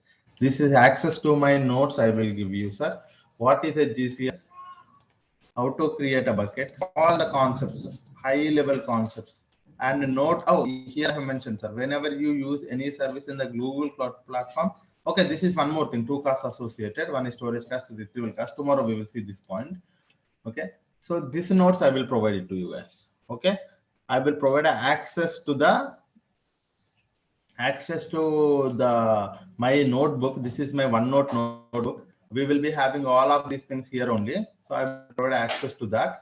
And so that for that one, I want everyone to complete your registrations. Then only there will be a group created. There I will provide the link for that so that you will be able to access it.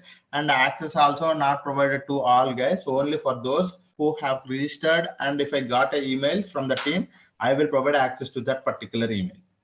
Okay. Yes. Yeah. So please complete your registration tomorrow. So please remember, make me remember, sir. Tomorrow, first thing we will create a bucket. We will create an account. Okay. Later only we will see the rest of the things. Yeah. Because it's already 8:20. Even I am having some other tasks. Yeah. Okay, guys. Thank you all. Hope you learned something today. So I want you to learn everything, almost everything, every day, whatever we are speaking. If you are unable to understand, please try to ask me. So that wouldn't be a problem. You can raise a question. You can raise anything. If you wanted to see a real-time things also, you can do. Okay. Complete your registration to get the notes, guys. Okay. Thank you all. Hope you learned something today. Thank you all.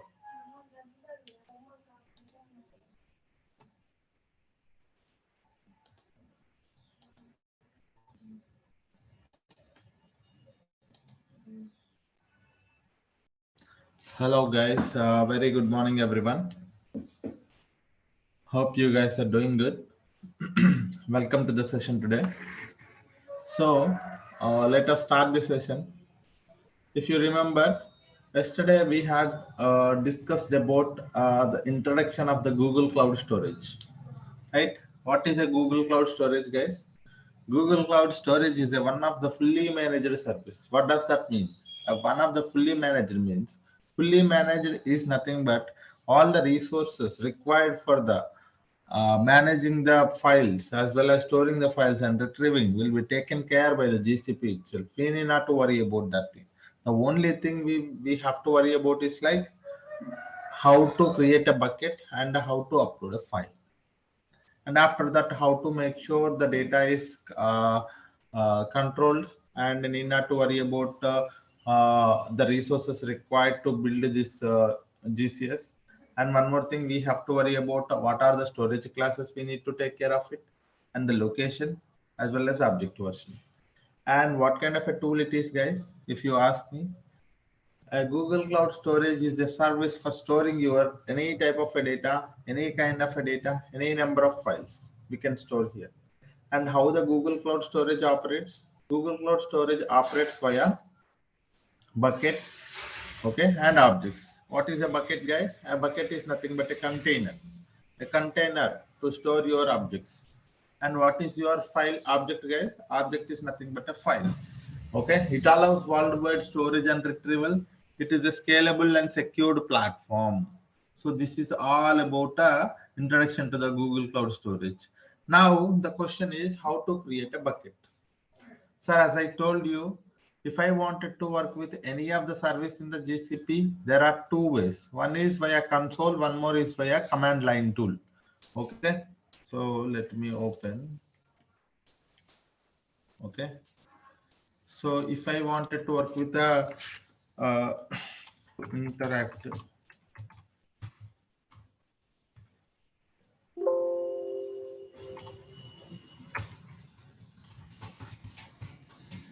to interact with GCP, how many ways we can interact with the GCP case? There are plenty of ways. There are REST APIs, there are many things, but mainly as a developer, as a data engineer, we are going to work with, we are going to focus on two things.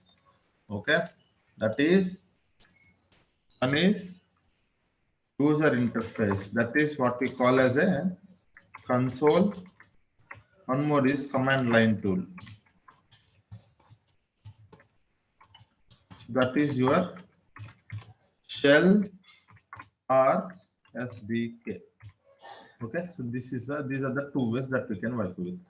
Now the question is how to create a bucket from the console. That is one thing, and also how to create a bucket from the command line tool. So these are the two things that we will see, guys.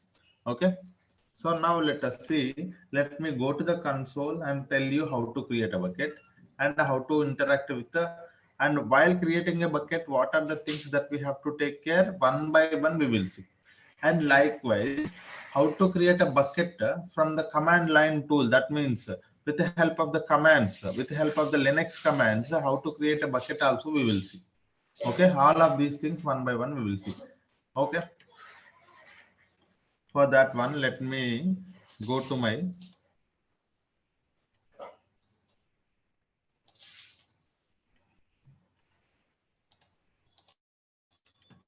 let me go to console.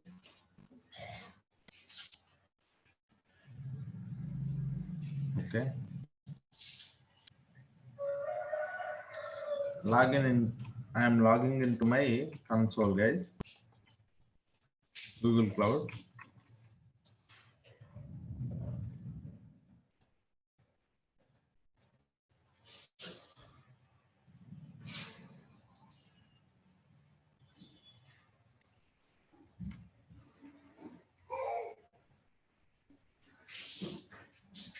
Okay, so let me first give you an introduction to the Google Cloud platform here, the interface. So when you logged into your Google Cloud, so this is how the interface looks like.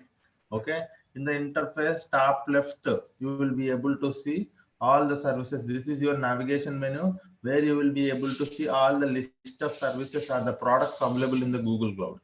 Okay, so this is one thing.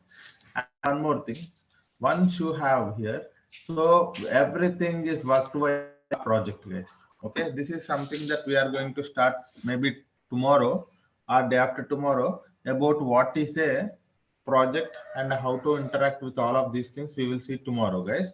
But for now, just understand that.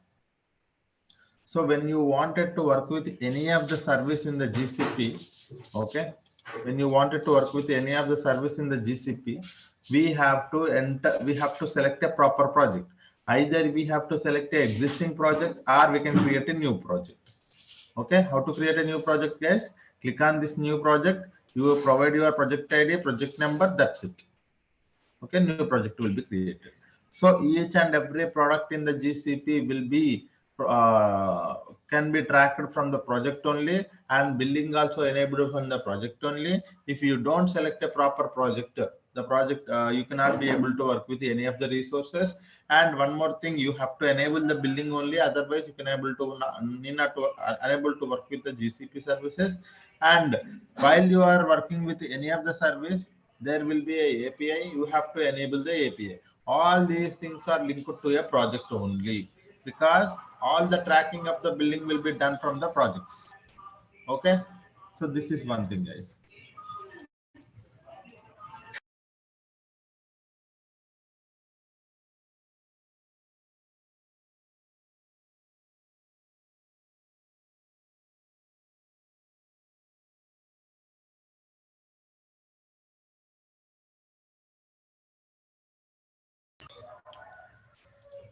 Okay, now once you have here, sir, if you wanted to work with any of the service in the GCP, either you can go to the left navigation menu, select that service. Like if you are working with the Google Cloud Storage, you can select here.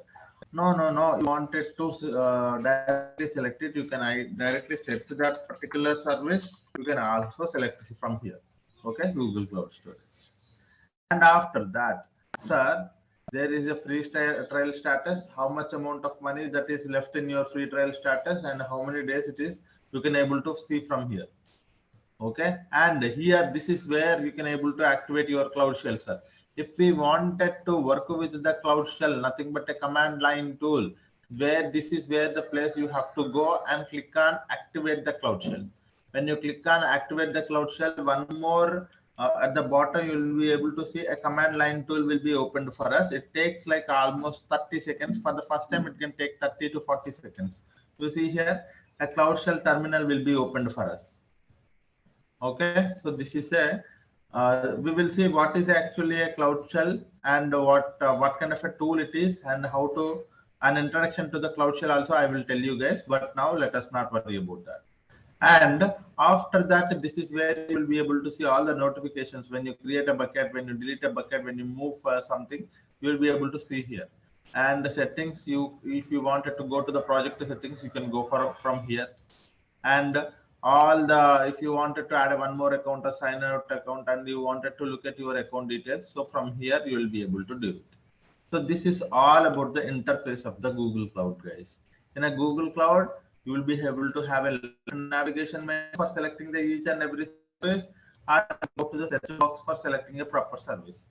And one more thing is like, you can select a proper project here. Either you can select an existing project or create a new project. And here you can go to the project settings as well from here.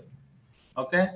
And one more thing is like activate Cloud Shell. So you can able to see the Cloud Shell was activated. You will be able to see. So whenever you are working from the console, also the very first thing is like you select a project, right? Likewise, whenever you work from a Cloud Shell, also you select a proper project.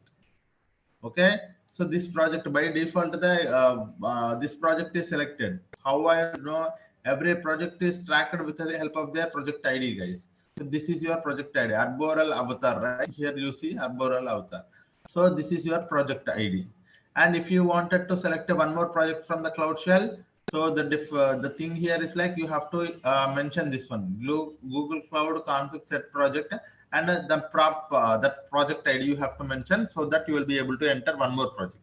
And here from the console, if you wanted to go to a one more project, you directly click on that one. So like how you are clicking on this one, you click on one more project, that project will be selected.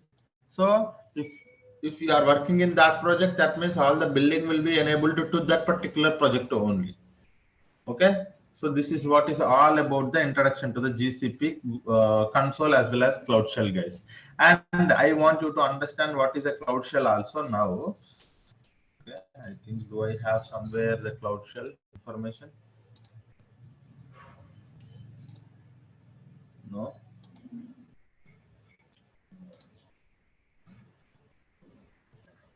No.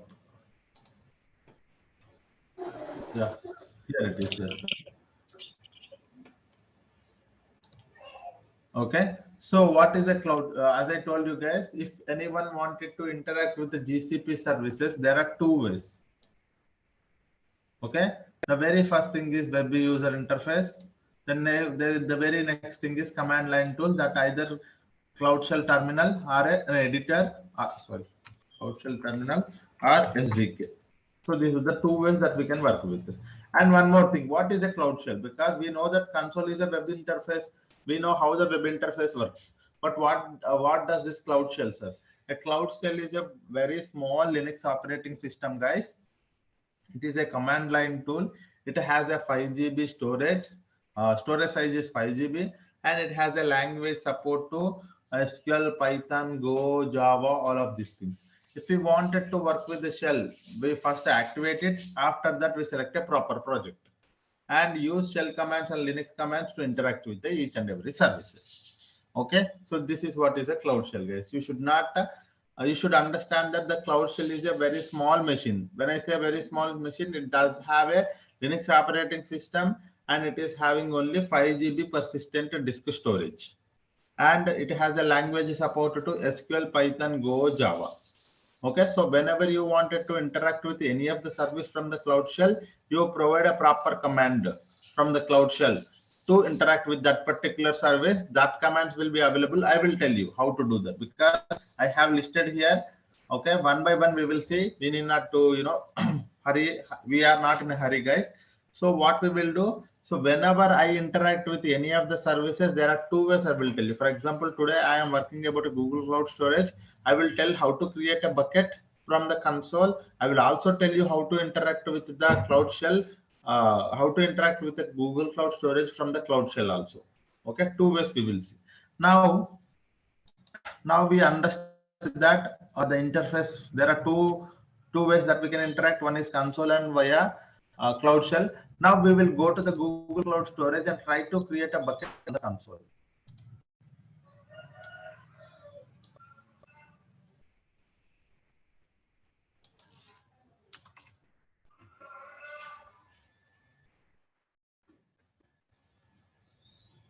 Hello.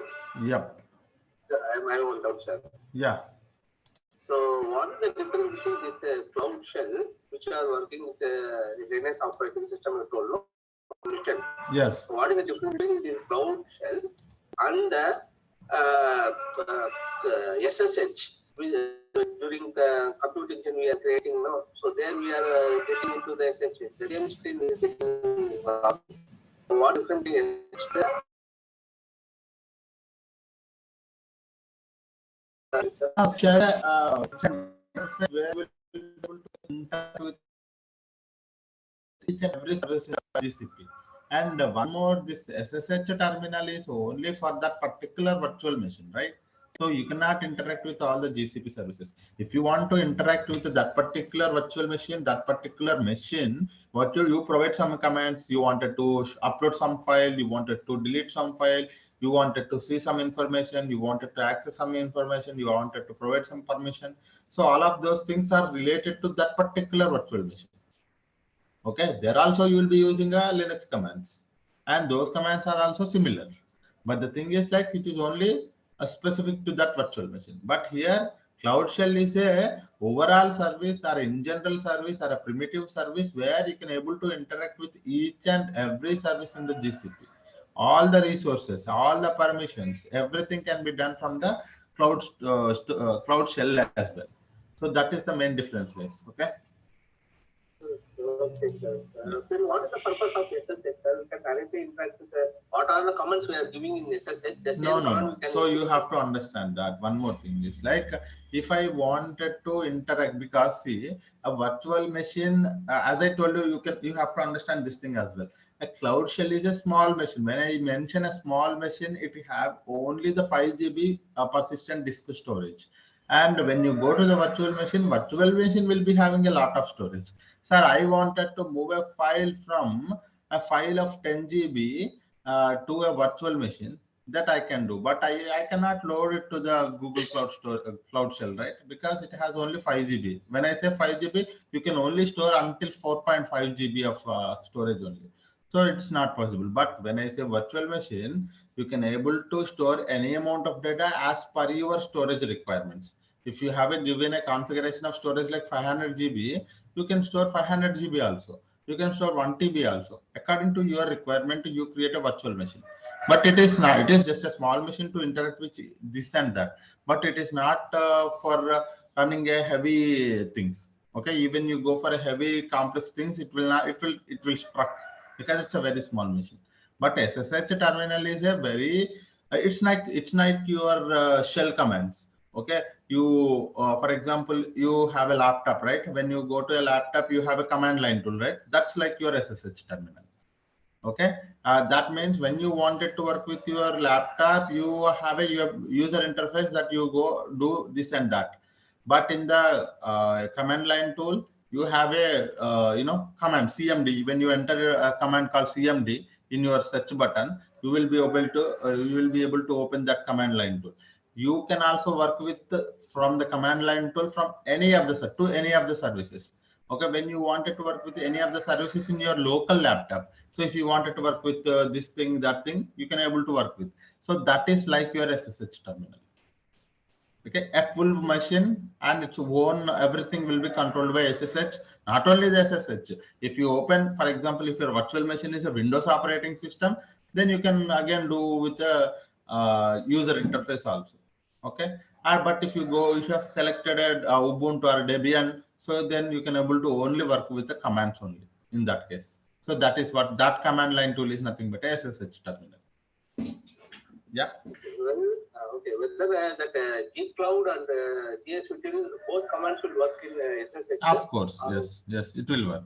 G-Cloud commands will work, yes. But you have to import it before that. Okay, because SSH terminal is specific to that virtual machine, but it does not understand the Google Cloud. Even though I am working in a Google Cloud, it does not understand. So what you do, you import all the modules. Okay, when you import all the modules, it will work. All the module things. So we will see in our upcoming classes. Okay. Okay. Yeah. Okay. So guys, so Google Cloud Storage we are seeing, right? So how to create a bucket and how to interact with the how to create a bucket, how to create a folder, and how to upload a file inside this Google Cloud Storage one by one we will see now. Okay. So for example, when you are inside a Google Cloud Storage, this is how the interface looks like. If you wanted to create a bucket, click on create bucket. Keep yourself muted, guys.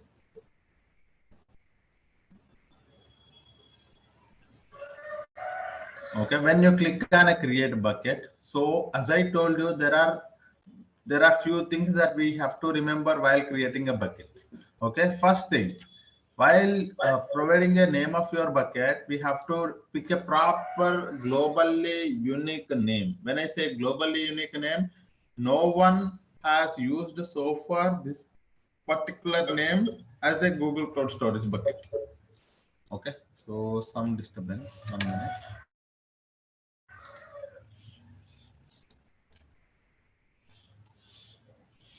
Yeah. So, when I say globally unique name, so far no one has used this name as a Google Cloud Storage bucket. No one, when I say it's not me, it's not you, it's everyone. Whoever so far worked on the Google Cloud Storage, for example, I did not create a bucket with the name of the bucket called a bucket. Okay. But someone might have used it. Okay. So this bucket name is already taken. Bucket 1, bucket 2, bucket 3, something like that. If you give a normal name, it might have created by someone might have used this kind of a bucket name already.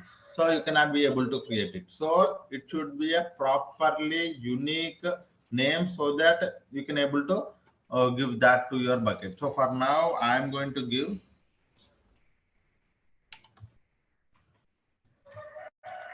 storage underscore bucket underscore resources. Okay, so this is the bucket. I have given a proper bucket name, which will not, I believe that which will not be used by anyone so far. Even though if still this is the 10102, I will give.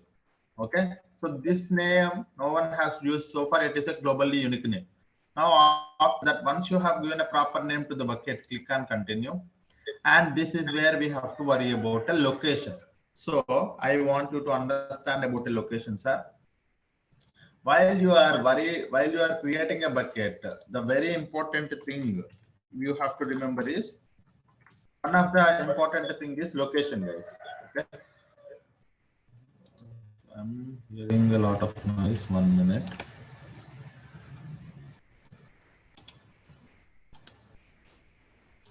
Okay, location. So there are three there are three types of locations available inside when you wanted to create a bucket. One is region, one more is dual region, one more is multi-region. Okay. So these are the three things, sir. What is the difference? One by one we will see, sir. Very important thing, let us try to understand it. Sir, you select a region. Sir, this is your bucket. You selected one region and you created a bucket. Inside a bucket, you have one file. Okay, that file is sales.csv. You have uploaded this file. Okay. Now tell me, you selected a region called some US. Okay, instead of that name, instead of names, I will say region 1. Okay, you selected one region, we selected one region, and inside you have created a bucket, and inside the bucket you have uploaded a file. Okay, so what happens if this region crashes? What happens? Think about it like this, guys. What happens if this region has a failover? All the data related to whatever the bucket, the data inside the bucket will lose, right? So this may happen for the single region. When you select a single region, if we do not know, there can be no failovers, but in any case, if there is a failover happen at that particular region, all the data inside your bucket will be gone. Okay, so that is the problem with the region. So that is the reason it has a, and one more thing is like a latency will be there,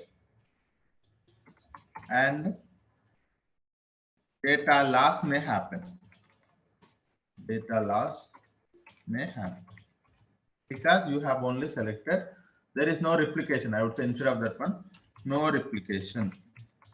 Instead of that one, I will say no replication. Okay, so these are the two things. There will be a latency. When I say latency, you wanted to see here, you wanted to get the data from this particular bucket. There are plenty of the people need to have the data from this bucket, but the thing is like many people are accessing. That is the reason there is a latency because of a single region. So there will be a latency and there is no replication. When I say a replication, we will see in a dual region, guys. Okay, now if the failover happens, the data will be losing. So I don't want it to go such scenarios. What I will do is like, I will go to the dual region. In a dual region, what happens is like, whatever the data that you have uploaded, right, it will be replicated to the one more region, sir. What it will do, sir? It will be replicated to the one more region. Okay, in a dual region, you have created a bucket with a region 1 and you have selected a dual region. So whatever the file you uploaded, sales.csv, that data, say similar data, the same data will be replicated. One more copy of the same data will be available in the region 2 because it is a dual region. So one more region will also be there. The data will be copied or replicated to the one more region. Okay, it is replicated to the one more region. What is the advantage, sir? If region 1 failover happens or if the region 1 crashes, there will, your data will be available all the time. Your data will be available from the this region 2. Okay, so this is what is an advantage. Okay, this is what I am calling as a replication. Excuse me, sir. Yeah, sorry. If we delete region 1, data will be deleted in region 2. Both, yes, yeah, region 2 as well. It's if you intentionally delete a data, that means you don't need it, right? So that means data will be deleted in the both the regions because unnecessarily you don't want it to pay the extra charge, right? You intentionally delete it means both the places it will be deleted. But if you wanted to recover it, that there's a chance. Okay, but if you upload a one file and at any cost you don't want it to lose the data, you go for a dual region. And what is the advantage? Here it is less available, but here less latency,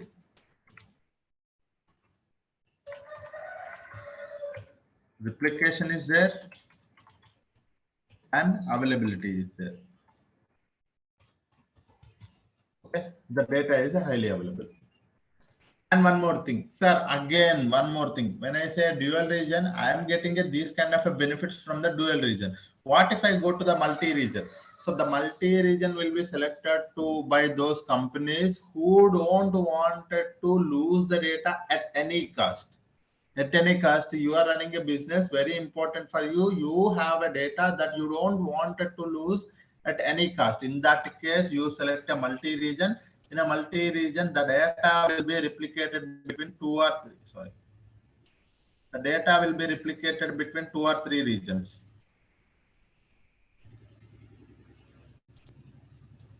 The data will be replicated between what, sir?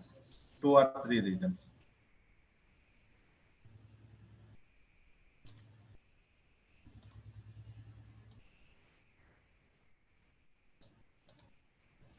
Okay, so this is the region 3. More than 2 regions, sir. So this is an advantage. What is this one, sir? At any cost. The requirement is very simple. At any cost, because the cost will be increasing from the region to the multi-region. Because I will tell you, because when you get a lot of benefits, the cost will also be there like that, right? So When you go to a multi-region, the data will be replicated to the multiple regions, and the data will be highly available. Okay, the data will be highly available. There is no latency at all. We can say minimal latency. The latency is very minimal. Okay, comparatively very less. Very less latency, sir. And one more is replication is between different regions, more than 2 regions. Here only one region, sir. There replication is only one region, but replication between more than 2 regions, and data will be highly available. So this is a question in the interviews also. How do you make your data will be highly available? So I select a multi-region option so that my data will be highly available all the time. Okay. Here So also in any even though region, sorry? in any region, if you delete data, it will replicate to all the region in multi-region. In a multi-region also, it's only about, sir, intentionally you wanted to delete it, it will be deleted every place, sir. First thing. Okay, intentionally you delete it in one location, it will be deleted everywhere.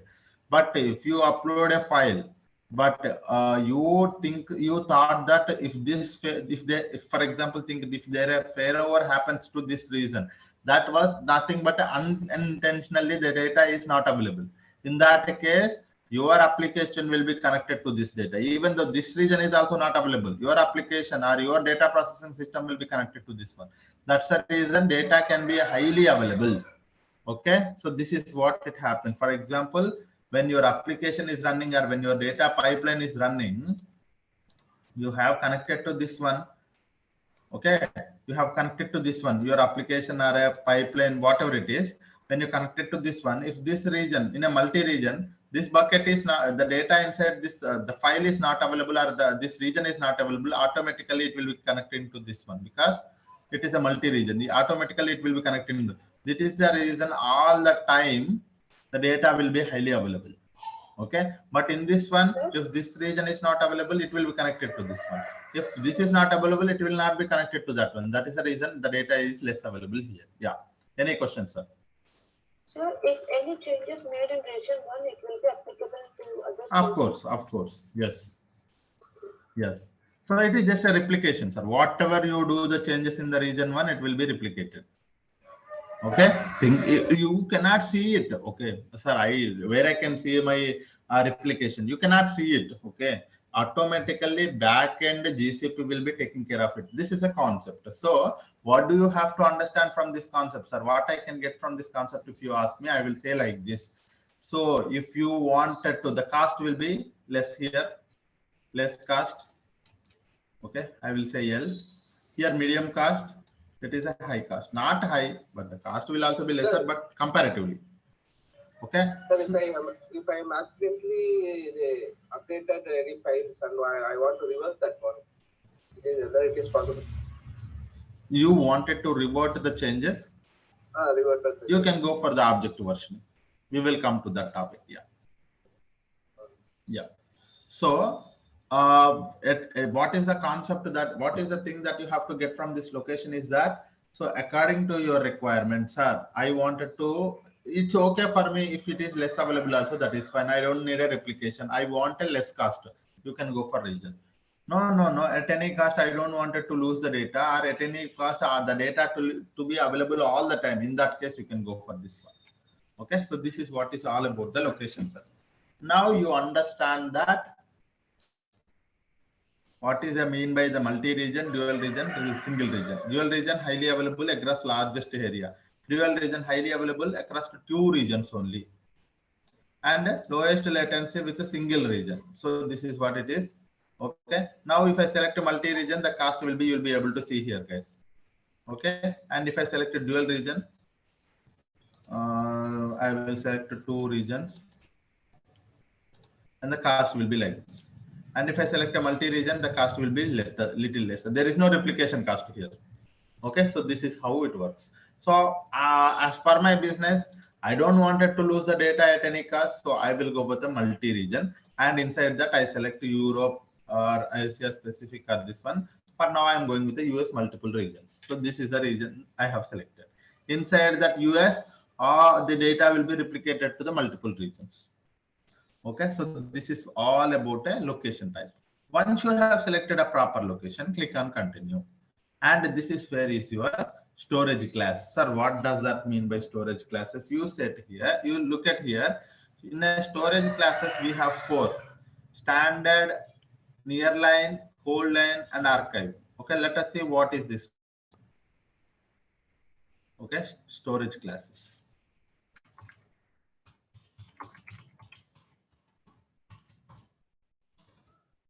Okay, so in a storage classes, you have to in a storage classes we have 4, sir. One is standard storage class,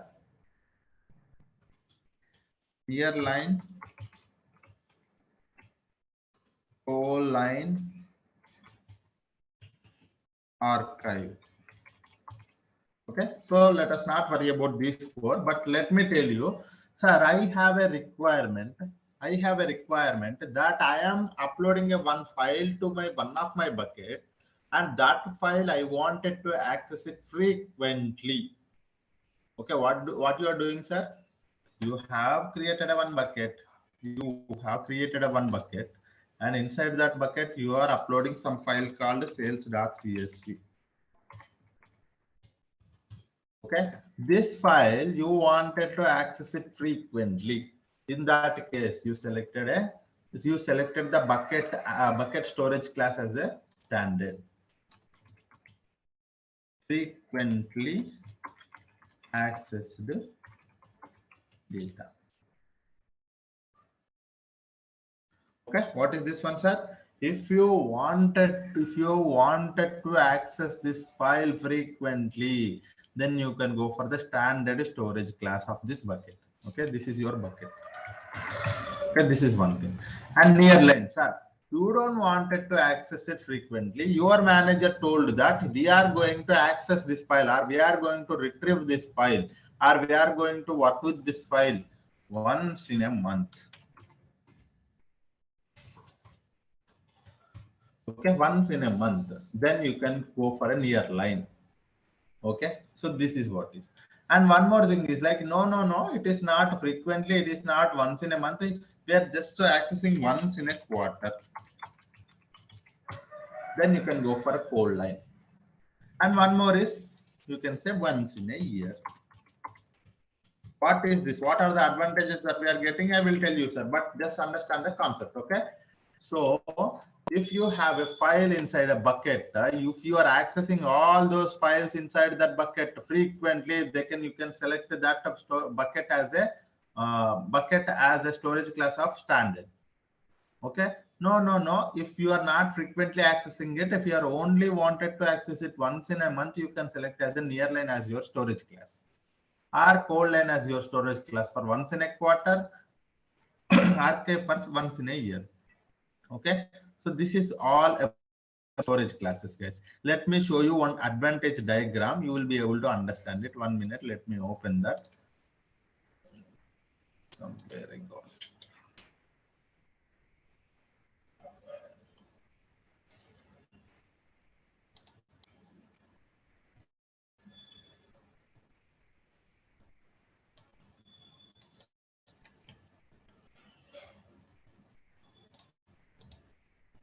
Okay, yeah.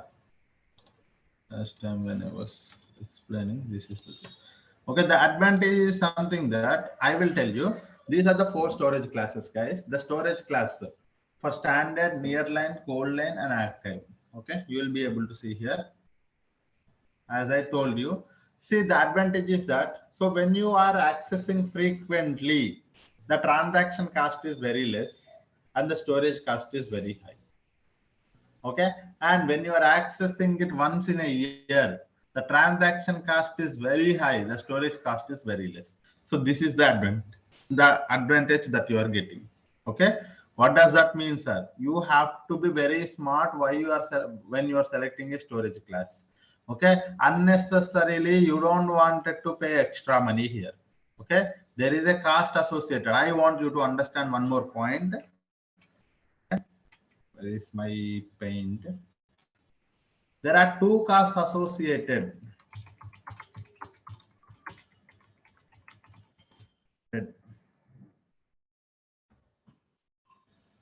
When you interact with a service, any service, there are two costs associated, guys. If you interact with and if you are working with any of the resource in the GCP, or not only in the GCP, even you go to the AWS Azure also, there are two costs associated. One is storage cost. One more is compute or retrieval cost. Okay, these are the two costs associated. Okay, one is storage cost, one more is retrieval or compute cost. For Google Cloud Storage, it is a storage cost will be there, retrieval cost will also be there. Storage cost is nothing but for storing this particular data inside a bucket, that is a storage cost. When you retrieve it, so this is when you access it, that is a transaction. You are doing some kind of a transaction, right? You're trying to load this data to some other data processing system. That a transaction cost or that retrieval cost will also be there. So that is what we are talking about. So for the standard storage class, so like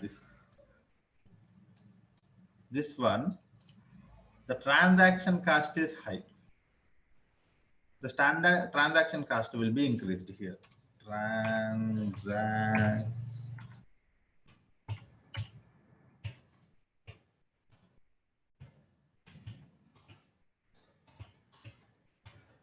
Transaction cost will be increasing. Okay. So the transaction cost will be increasing from the standard to the archive. That means, what does that mean, sir? When you are accessing once in a year, when you access that file, the cost will be very high. But when you are frequently accessing the data, the cost will be very less. Why, sir? Because again, there is one more cost, that is storage cost. Okay. Storage cost will be very high here.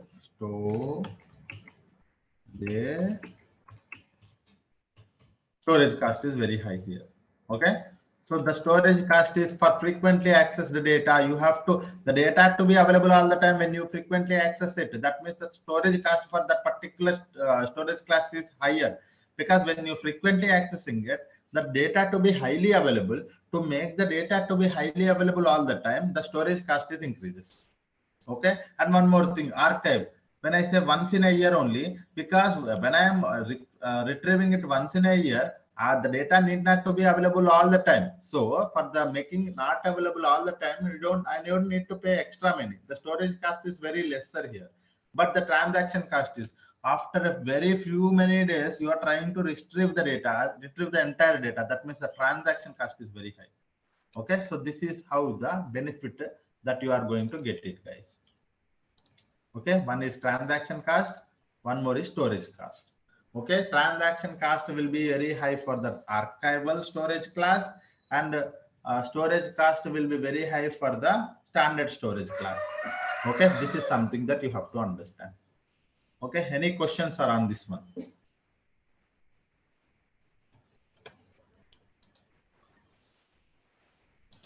Okay, so this is something that I want to understand. Okay, okay, 1 minute. Some more things are also there. Okay, storage classes, I think that's it. Yeah. Okay, so this is what is about storage classes. Now you understand that what is a storage class, guys. Now you have to, you can also read it here. Best for short-term storage, frequently accessed data. Best for backups and data accessed less than 1 a month. And best for disaster recovery, less than once in a quarter. Best for long-term digital preservation data accessed once in a year. Okay. So according to your requirements, sir, you are creating a bucket. That bucket is only for the disaster recovery. That means you are only accessing the data once in a quarter. You go for this code line. Sir, I am creating a bucket. I wanted to use that bucket files inside a bucket all the time. You go for the standard. Sir, I wanted to be create a bucket for the backup purpose. Then you can go for the nearline. Okay, so this is what you have to do, sir. Okay, so this is all about storage classes. Now I wanted to access the data frequently. For that reason, I am selecting a standard as my storage class. Okay. Sir? Yes. At initial stage, if we have chosen a chain, immediately we want to choose the data Correct. will it be Very good available? question. Yeah, very good question. So initially you have selected as an archive as your default storage class, but you later some point of time you understood that this is not going to be an archive. You want it to be access the data very frequently. That's your question, right? So you can make it. You can convert a storage class from one to the another according to your requirement later. Also, you can edit the bucket. So this is a editable option. So if we edit also, we can pay in the middle also. We can, sorry, the cost will be Oh. until that time. For example, you for 1 month you have mentioned it as an archive. The cost will for 1 month will be only for that particular archive storage class. And after next month you have selected as a standard as your storage class. The cost will be from there. Whenever you select the standard, from there the storage cost will be according to the standard storage class. And our Google will be GCP. Google Cloud is very smart enough to understand that how you are selecting the storage classes. Not only that, how the computing and how the resources you are using, how much data. Even though you create a bucket, you don't upload anything. Google Cloud will understand that you just created a bucket, you have not uploaded anything. That means you are not using any resources. There won't be any cost. And you selected a storage class, this one, that one, this one, that one, but you don't uploaded anything, there is no cost at all. But if you uploaded one file inside a bucket and you selected a standard for 1 month and after second month you selected archive, the cost will be according to that. Standard, the cost will be standard into some 10 rupees or some 100 rupees, standard into 10 plus archive into some 150 rupees is total equals to for 2 months. That is a charge of that. So that is how it is. Okay. Okay. So do it require downtime to change that class of the storage? There is no downtime. Yes. I mean, there will be a little latency, but it is very less. Yeah. Okay. When you select a one storage class from one that to that, how much time it wouldn't take much time. But if it is a lot of data, even though a lot of data also it wouldn't take much time. In the back end, there can be like 1 or 2 seconds. It would be in milliseconds, guys. It would be in milliseconds. The downtime will be. Okay. Yeah. Okay, that is one thing. That's those two questions are very good questions, guys. Even I wanted to cover that. Yeah. So that is one thing. And we have selected, now I have selected a standard because I wanted to frequently access the data. So that is something that I have selected. Now, this is where is a very important thing because I wanted to control the files inside my bucket. Very important thing because everyone wanted to worry about the security, right? So this is where we are securing our buckets and files. So very important topic. Please be focused on this one, guys. Okay. So the thing here is,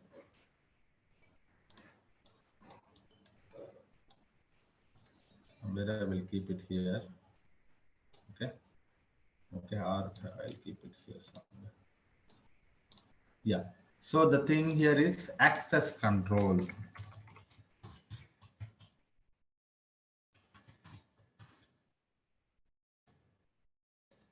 What is this access control? I want you to focus on this point now. Sir, I have created one bucket.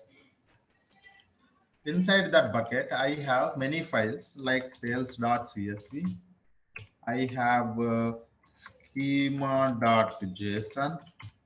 Sir, I have a project confidential file, confidential dot some text file, and there are plenty of other confidential or some what I would say sensitive data, some customer sensitive data, sensitive underscore data dot some word file or whatever it is, sir, word file. Okay, so these are the files inside my bucket. Consider that this is your bucket.